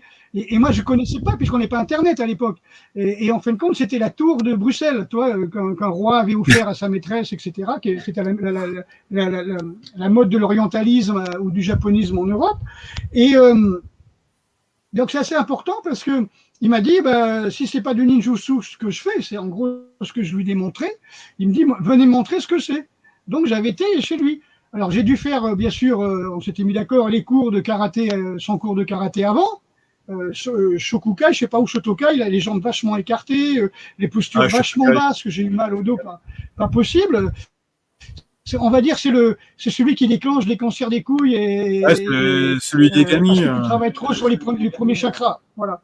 Trop Shotokai, je crois, un truc comme ça. Ouais, c'est Ceux des Yakuza, tu sais, là, les jambes écartées, là, ous, tu vois. Ça, c'est les trucs des Yakuza. Et puis son Aikido, là, assez bizarre, avant que je lui fasse mon cours, parce que je lui avais dit que ce qu'il faisait, c'était un mélange d'aïkido et de karaté, quoi, ce qui était vrai. Hein. Et il avait bien sûr eu personne qui l'avait enseigné le ninjutsu du tout. Hein. Et donc j'avais fait même le parcours des paracommandos belges à l'époque, en même temps que ses enfants. Et ses fils, par exemple, tu vois, je travaillais sur la respiration ki, tu vois. J'aime bien, alors il te montre respiration de la haute conscience, cardio, je sais pas quoi, là, tu sais, cohérence cardiaque, travail de la respiration, tu sais, progressive, où tu dois augmenter de plus en plus ton inspiration. Moi, je fais ça depuis 80 ou 82, tu vois, mais ça, c'est la respiration que nous a montré Koshitoei. Donc, je leur enseignais ça, tu vois, avant qu'on parle disons avant qu'on parle de cohérence cardiaque, qui est assez marrant. Et puis, tout d'un coup, tu sais, j'en vois un qui aille, les gamins se sont jetés comme ça. Je lui dis, oh, calmez-vous, calmez-vous.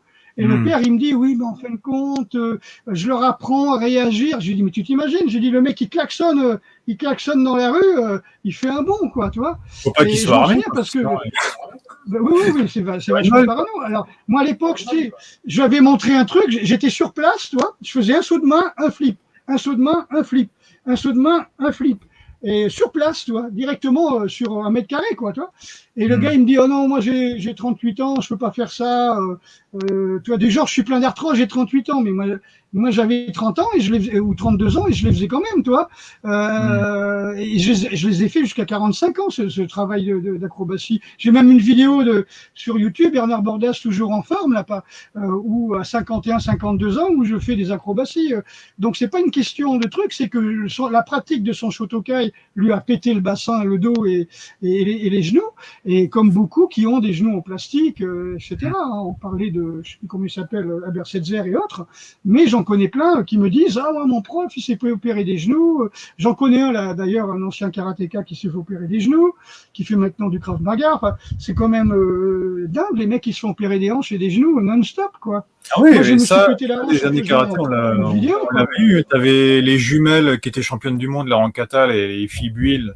Oui. Elles étaient venues faire un stage ici, puis elles avaient commencé à dire attention, position basse, quand vous travaillez rapidement et fort, surtout pour les enfants, ça va vous foutre les genoux en l'air, quoi. Et elles nous demandaient de remonter.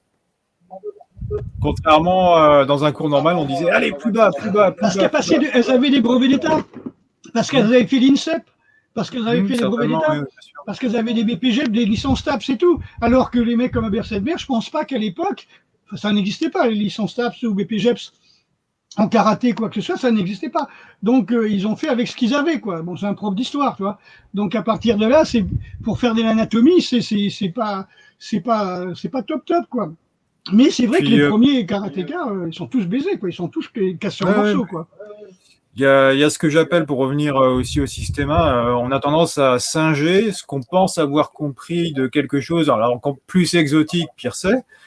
D'où le truc de maintenant c'est pas mal, tu as des chaînes avec ne serait-ce que des japonais, même si karaté n'est pas japonais, où tu as Naka Sensei qui montre du Shotokan, et tu vois des trucs que tu ne vois absolument pas ici. Tu te dis, mais même dans le karaté hyper rigide japonais, ils ont encore un niveau plus fin, ou avec je joue sur le mental de l'autre, je joue sur sa structure, dont tu n'entends absolument pas parler ici. Et quand tu vas à Okinawa, parce que lui, il a le courage de le faire, il a le courage d'aller voir les autres, de s'en remettre en question, et à chaque fois, il est sur le cul. Hein, quand tu le vois dans ses vidéos, c'est comment vous faites ça, montrez-moi s'il vous plaît. Et c'est là que tu te dis que nous, on ne fait que singer des mecs qui singeaient déjà des autres, et tu finis par faire quoi? Et dans le systéma, j'avais fait un stage chez quelqu'un en Dordogne, je ne sais pas si je dois dire son nom, mais c'était très bien, franchement.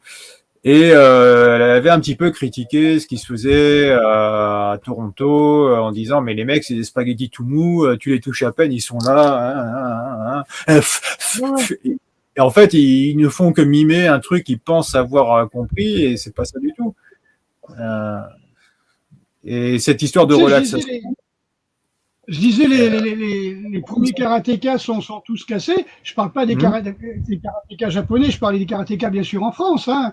Oui, bien sûr. Commencé par le rappelé, par le truc après officiel des fédérations. Bon, beaucoup de boxe françaises, des postures assez basses et tout, c'est des postures d'escrime. Hein.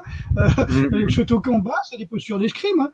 Après, quand tu regardes, Henri Play m'avait envoyé son tout premier bouquin et où tu vois des photos du bouquin de Funakoshi. Ils sont droits comme ça. Funakoshi, il est droit, il a les jambes tendues. Hein. Je suis désolé. Oitsuki, le mec, il est droit. Il est comme ça. Les coups de pied sont jamais au-dessus de la ceinture. Ça n'a rien à voir avec la boxe française. Et pourtant, en France, on a fait du karaté boxe française, quoi.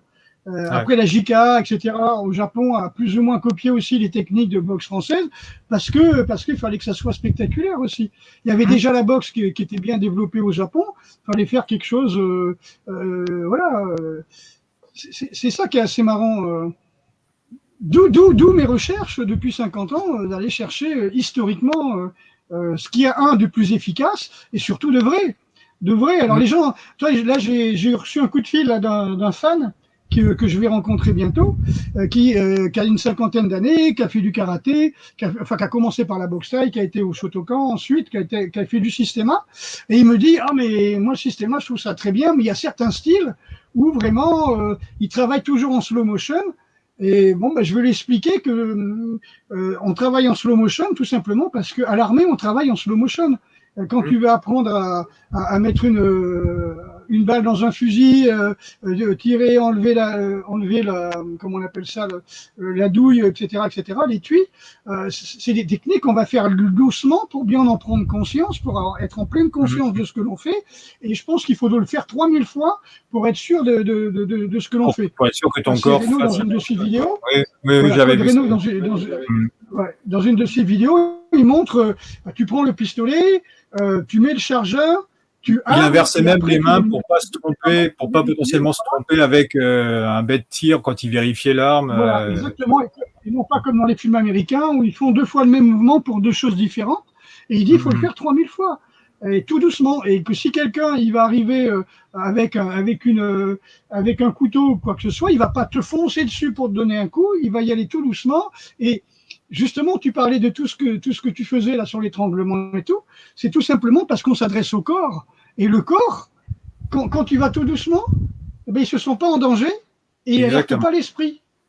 Alors que si le corps il voit quelqu'un qui arrive comme ça passe tout de suite au cervelet et tout d'un coup, il va se mettre en branle. Il ne passe pas par l'esprit à ce moment-là. C'est un réflexe conditionné ou un réflexe de survie. Ouais. C'est là que j'ai commencé à comprendre ce qu'il voulait dire par interne. J'ai aussi compris, parce qu'après j'ai fait les cours en ligne avec Lev Ivanov, ça m'a vachement aidé parce qu'à Moscou on débarquait en plein milieu de l'année, il y a des choses qui étaient considérées comme acquises par tout le monde, eux ils ne savent pas que toi tu ne sais pas et tu débarques, c'est un peu, tu prends un cours de langue, tu arrives en 3e année, tu dis merde tu comprends pas, normal, t'avais qu'à apprendre au début. Et c'est là que j'ai compris l'intérêt des pompes, par exemple quand tu au lieu de tendre, c'est plutôt sentir où veut aller la force et puis la laisser se propager, arriver à la rediriger. Et c'est un petit peu ce que tu trouves dans tous les systèmes internes. Et c'est de là que je disais le côté, on singe un petit peu le système. Par exemple, on dit qu'il faut se relâcher. Moi, je me relâchais. Puis le mec, c'était le samedi, on est arrivé. Hein, l'après-midi, c'était le cours de Alexander.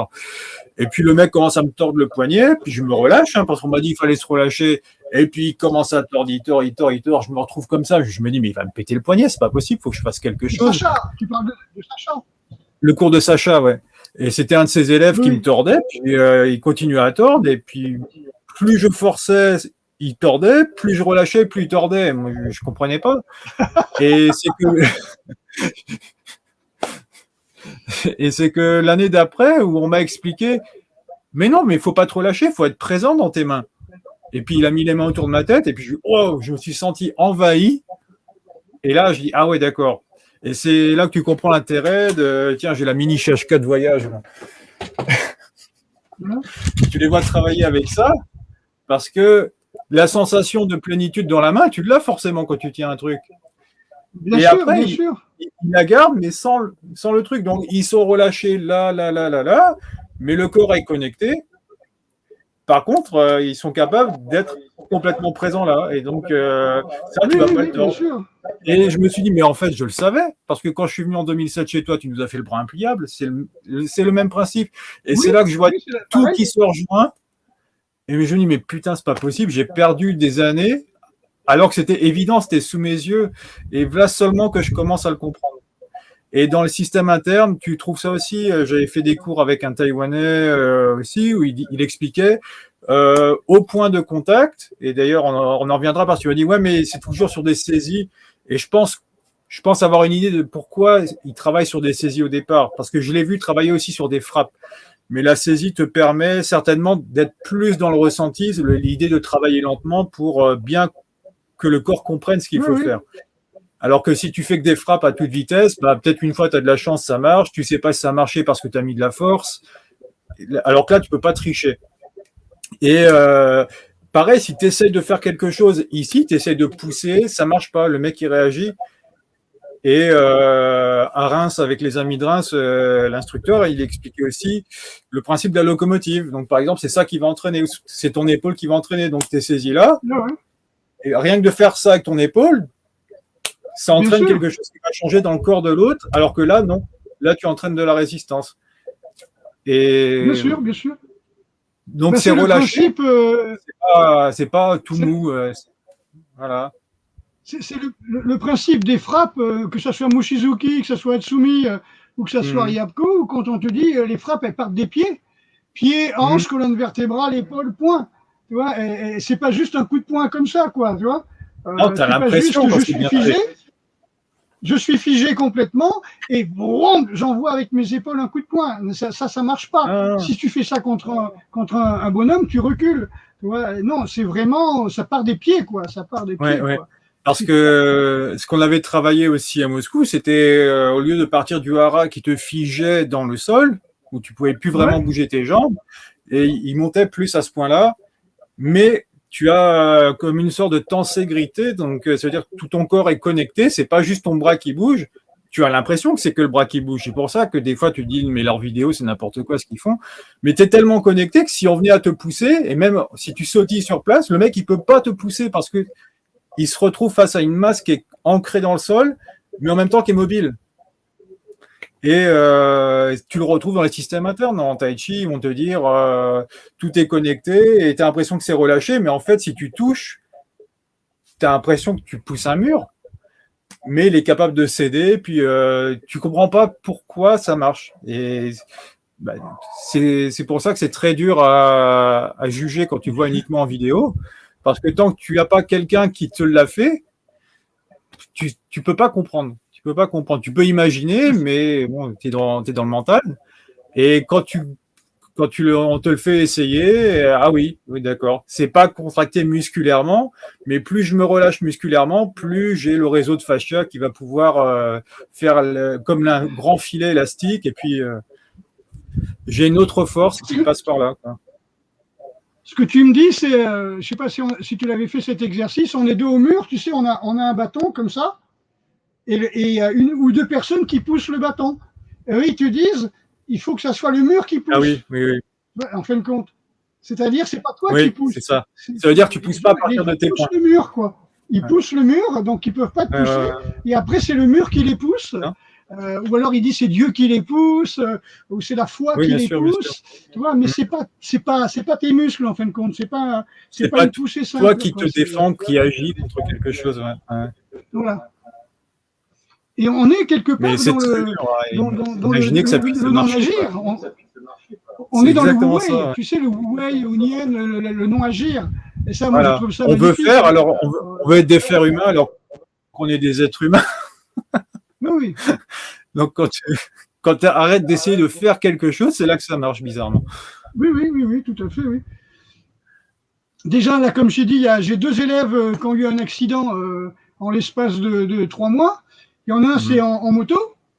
Gabin, donc à 90 km/h, il avait une voiture arrivée qui lui a coupé la route, il lui a rentré dedans, il a fait une sorte de saut périlleux, il a dit la moto, il reste plus que la roue arrière, la voiture, elle est sur le côté, hein, la portière enfoncée, elle a fait au moins 1,50 m, il a poussé, il dit mais moi j'avais juste mal au pouce.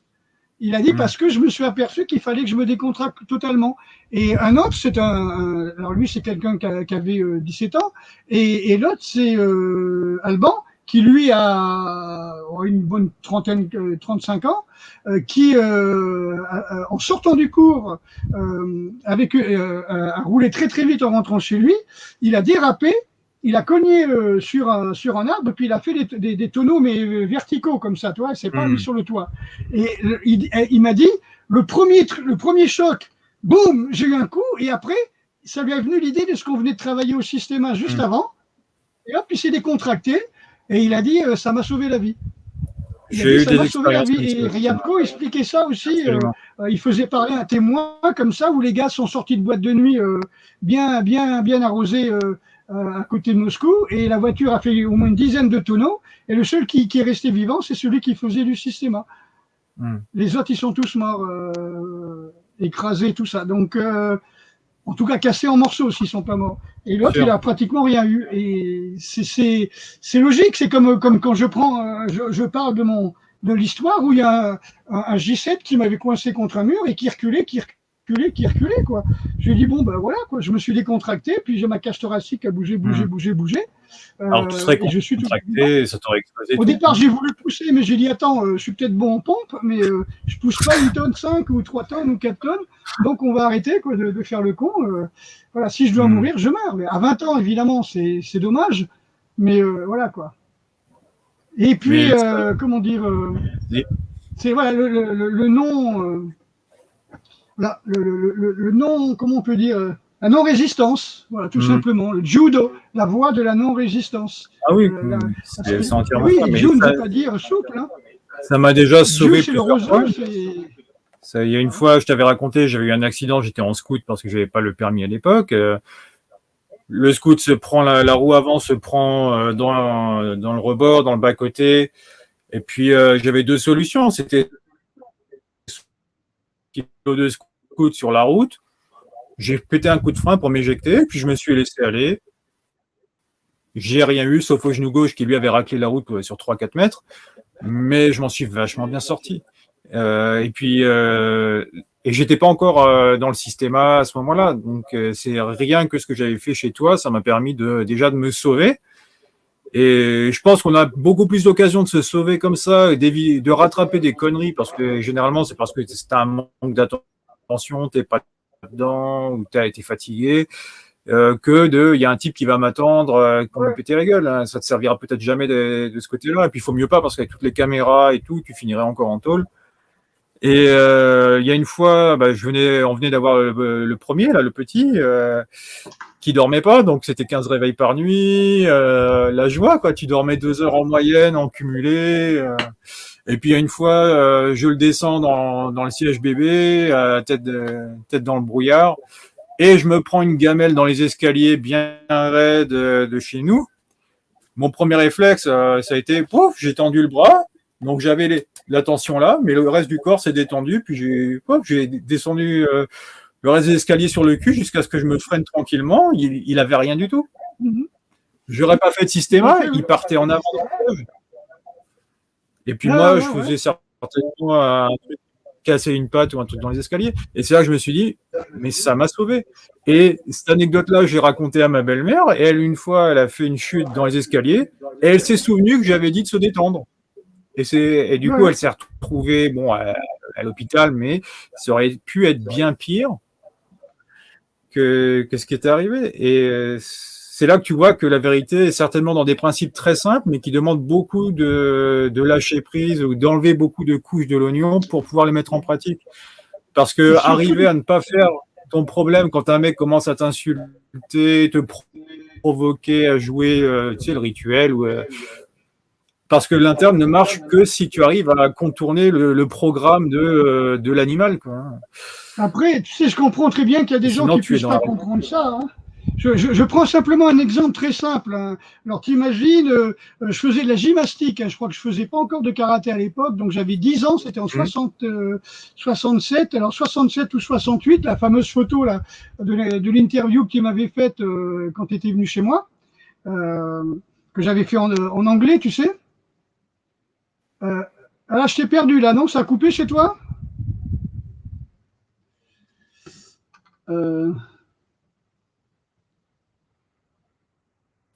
Est-ce que tu es toujours là?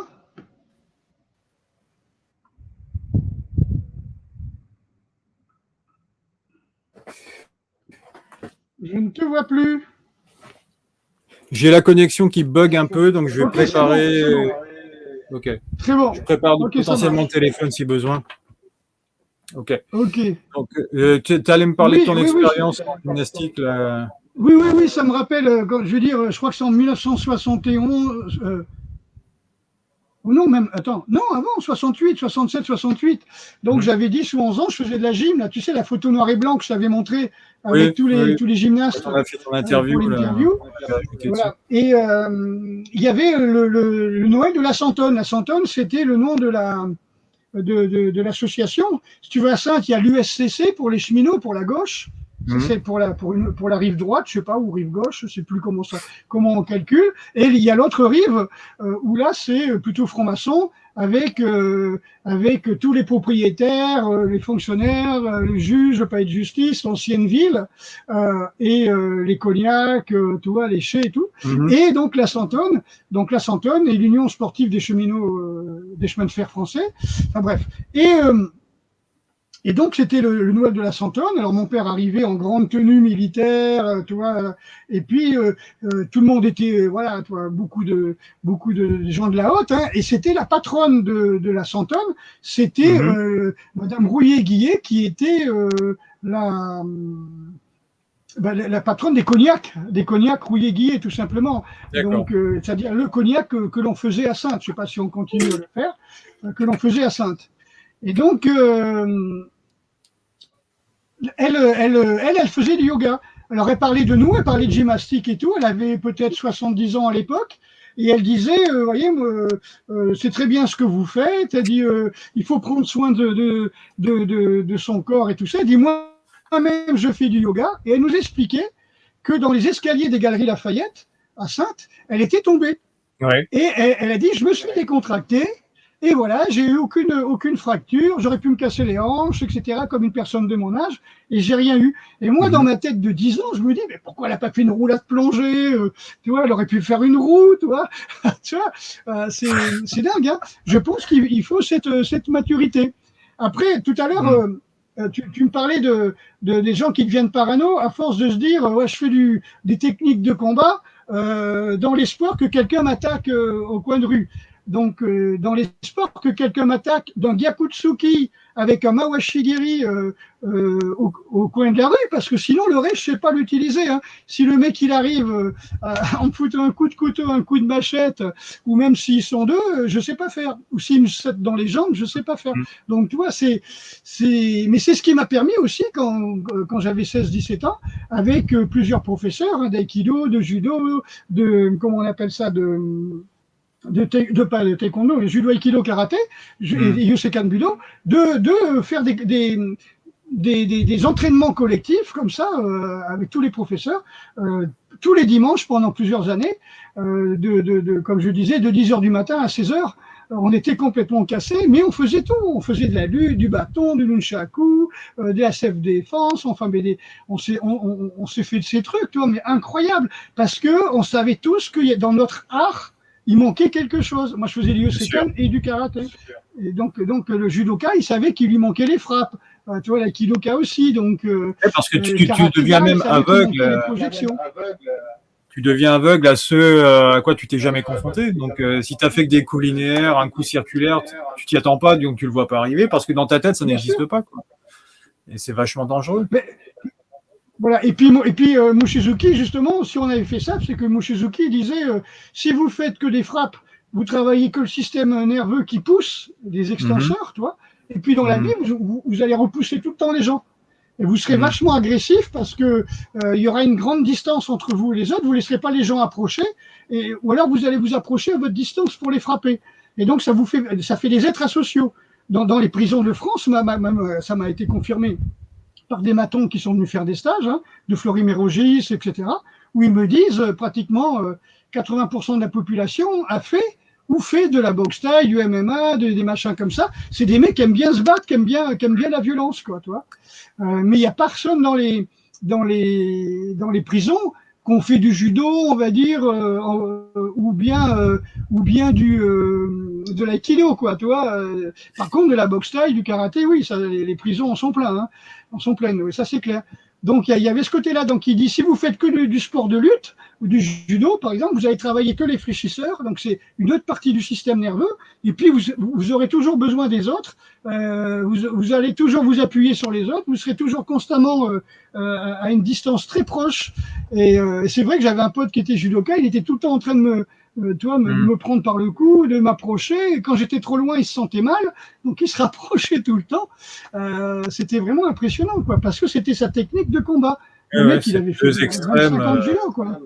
Qui devraient se compléter, quoi, en fait. Et puis quand tu es dans l'un ou l'autre, tu es déséquilibré, quoi. Bien sûr, bien sûr. Donc mon Shizuki disait, si vous faites par exemple que les poings sans faire les pieds dans la technique de frappe, vous êtes hémiplégique. Par contre, si vous faites que les frappes, c'est pareil. Si vous faites frappe pied-point, eh ben vous n'avez pas la lutte non plus. Donc vous êtes toujours hémiplégique et borgne. Tu vois, et si vous ne prenez pas d'armes, vous êtes hémiplégique et aveugle. Parce que vous ne savez pas vous défendre contre des armes. Il avait bien expliqué ça avant d'aller à la fédération de karaté et faire des compétitions. Là, j'ai arrêté en 85. J'ai dit stop. Là, c'est du grand n'importe quoi, quoi. Ok. Là, tu m'avais dit que tu avais bien jeûné. Là, il nous reste encore. On va arrêter. Oui, on peut en parler un petit peu. Un quart d'heure. Et puis. Alors, qu'est-ce qui m'a poussé à jeûner? Bon, déjà, c'était pas la première fois que je jeûnais. J'avais déjà fait des jeûnes en venant chez toi. Une fois, on avait fait les jeûnes rando quand on est allé s'entraîner au Grand Rock. On va dire que entre la naissance du petit, et du stress chronique au boulot, et puis la perte de ma mère subitement 2 mois après la naissance du petit, quoi. Ça a été très stressant comme période, et j'assimilais absolument pas ce que je mangeais.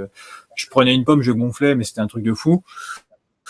Alors j'ai pas un gabarit de Thaïlandais ni de ninja, 1m85, 85 kilos à peu près. Donc moi dans le ninjutsu, ce qui m'intéressait, c'était pas de pouvoir grimper sur un toit. Ce qui m'intéressait, c'était ce que t'enseignais. Pas forcément. J'essayais pas de me prendre pour un ninja, quoi. C'est pas ça qui m'intéressait. C'est passionnant comme domaine, mais ce qui m'intéressait, c'était que tu enseignais vraiment de l'art martial, quelque chose qui pouvait me permettre de me sauver, parce que j'étais encore dans cet esprit de si je me fais agresser, comment je fais pour me protéger. Et en fait, quand tu commences à ne plus avoir cette question dans ta tête, c'est là que je pense que ça commence à devenir bon, parce que tu arrêtes d'être parano. Et si déjà tu arrêtes d'être parano, je pense que tu as fait un grand pas. Donc le jeûne, j'en avais entendu parler aussi après avec un certain Thierry qu'on ne nommera pas, sinon on va se faire censurer, parce que c'est dommage, mais Et je me suis intéressé un petit peu à ce que ça pouvait faire, avoir comme effet. Donc j'en ai fait plusieurs fois, 2-3 jours. Pendant des années, je faisais un jour semaine. Et là, je m'étais dit, écoute, je vais être tranquille pendant quelques semaines. Faut que j'arrive à me faire une purge. Donc j'ai fait la purge du foie de Moritz. J'ai éliminé des calculs pendant 20 jours, mais c'est un truc de dingue. Et je sentais que mon foie était enflammé, j'avais de la colère en moi, des choses à évacuer. C'est pour ça que j'ai jeûné. Je savais pas combien de jours j'allais faire, hein. Je m'étais dit, si je fais déjà une semaine, ça sera pas mal. Puis bon, premier jour, tu sais pas vraiment si tu veux le faire. Bon, comme tu as fait une purge, tu te dis, je vais pas remanger tout de suite. Non, je vais foutre ma purge en l'air. C'est tellement dégueulasse à boire l'huile que ça te motive un peu plus pour t'y tenir. Troisième jour, bon, c'est toujours le troisième qui est un peu embêtant. T'as les jambes flasques, tu sais pas si tu vas continuer. Excuse-moi, je te coupe. Vas-y. Donc au départ, tu as fait une purge à l'huile de ricin, c'est ça? C'était juste de l'huile. J'ai pas fait à l'huile de ricin. Une fois, j'avais combiné les deux. Une à la fois, c'est déjà pas mal. D'accord, une purge d'huile. Donc après, tu as bu. Le protocole Moritz où tu bois du jus de pomme. Après celle-là, tu peux boire. C'est quand tu fais l'huile de ricin, on me dit il faut jeûner à sec au moins pendant 24 heures pour bien sûr, la première journée, oui. Voilà. Donc là, c'était eau, tisane. Ça m'est arrivé une fois de prendre un peu de citron parce que le troisième jour, j'étais à plat. Ça m'a pas fait sortir de mon jeûne. Entre 2000 calories et 30 calories, kilocalories de citron, c'est pas ça qui va te... Oui, bien sûr, bien sûr. Et après le troisième jour, ça allait. J'ai eu un gros coup de barre au 10e jour. Je me suis fait aussi des séances sauna froid pour parce que je m'étais dit pourquoi pas essayer. Et le 10e jour, franchement, j'ai cru que j'allais crever. J'étais KO. Je me dis c'est pas possible, j'arrête là. Tant pis, j'en aurais pas profité jusqu'au bout de mon temps libre. Mais là, je tiens plus. Et le lendemain, je me suis réveillé, mais avec une pêche. J'avais dormi 5 heures, j'étais en pleine forme. Et j'ai éliminé encore des calculs. J'ai encore sorti au bout du 11e jour des calculs qui faisaient 2-3 cm de diamètre. Alors que je n'avais pas refait de purge. La purge, j'avais juste faite pour commencer le jeûne. Et donc, j'ai continué. J'ai eu de la visite. J'ai cuisiné pour eux. Je n'avais pas envie de manger. Je me régalais des odeurs. Et quand la famille est revenue, j'ai continué à cuisiner pour eux. J'avais toujours pas envie de manger. Et bon, je me suis amusé à faire, parce que je suis un fou, hein, donc je me suis amusé à faire une dalle en béton à 25-26 jours de jeûne. Donc, faire une dalle en béton, je fais 30 degrés.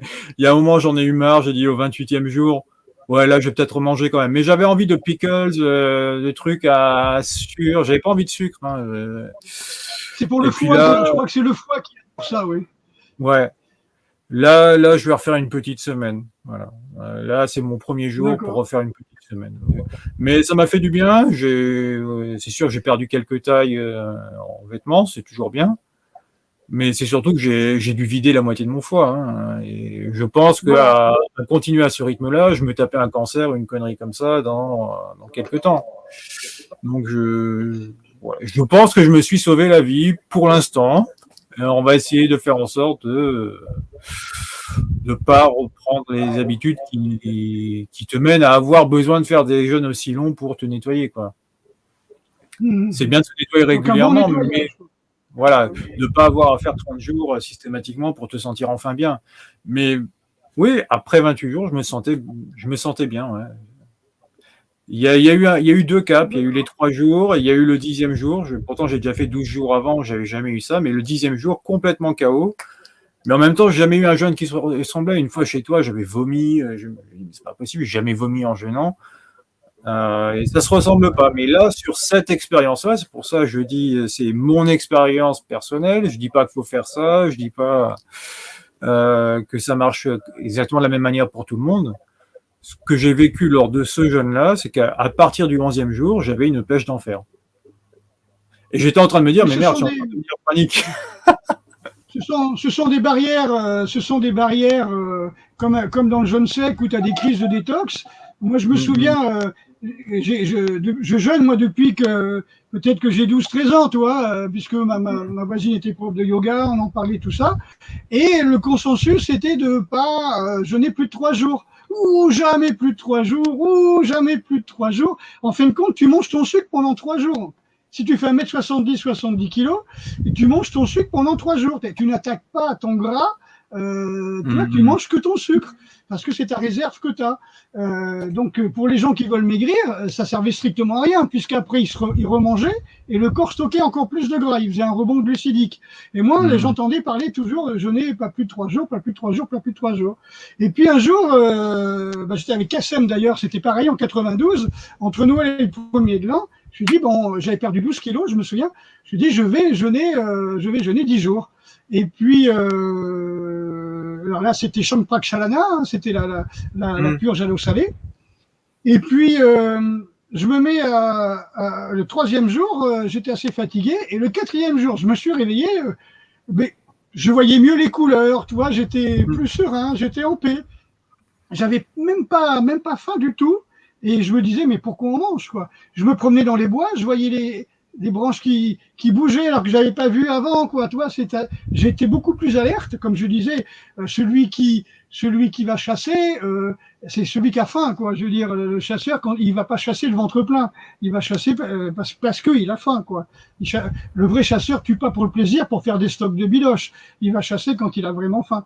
Voilà, donc c'est assez important. On a toujours la super patate quand on jeûne. Et le problème, si tu veux, c'est que dans le consensus, le narratif, on va dire, est de surtout dire de ne pas jeûner plus de 3 jours, bah, tout simplement parce que un peuple qui a faim, un peuple qui a qui a énormément d'énergie et énormément de forme, bah, tu ne racontes pas n'importe quoi, tu ne fais pas faire ce que tu veux. La révolution a été faite par des gens qui avaient faim, quoi, tu vois, quelque part. Quand on te maintient à un niveau de, on va dire, de santé mentale, physique, et t'es juste au bord, t'arrives à peine à vivre avec ce que tu gagnes, mais tu t'en sors quand même, bah, c'est pas suffisant pour créer plus de révolution, ça c'est sûr. Bien sûr. Bah, c'est ce que faisait le shogun. Tokugawa, qu'il avait, je crois que c'était comment, je ne me rappelle plus comment il s'appelait, tu sais, cette grande migration où il gardait en otage les familles des daimyo de l'extérieur, c'est-à-dire ceux qui avaient été contre lui, et qu'il fallait tous les ans entretenir ce qu'on appelle un hôtel, mais enfin c'était un quartier entier. Donc pendant ce temps-là, ils ne pouvaient pas entretenir des soldats ni préparer une guerre parce que ça leur coûtait tout leur argent. Donc de faire tous les je sais pas combien, emmener leur famille en otage et tout, avec la nourriture, le personnel et tout. J'ai vu ça. Ok, j'espère que la vidéo sautera pas à cause du jeûne.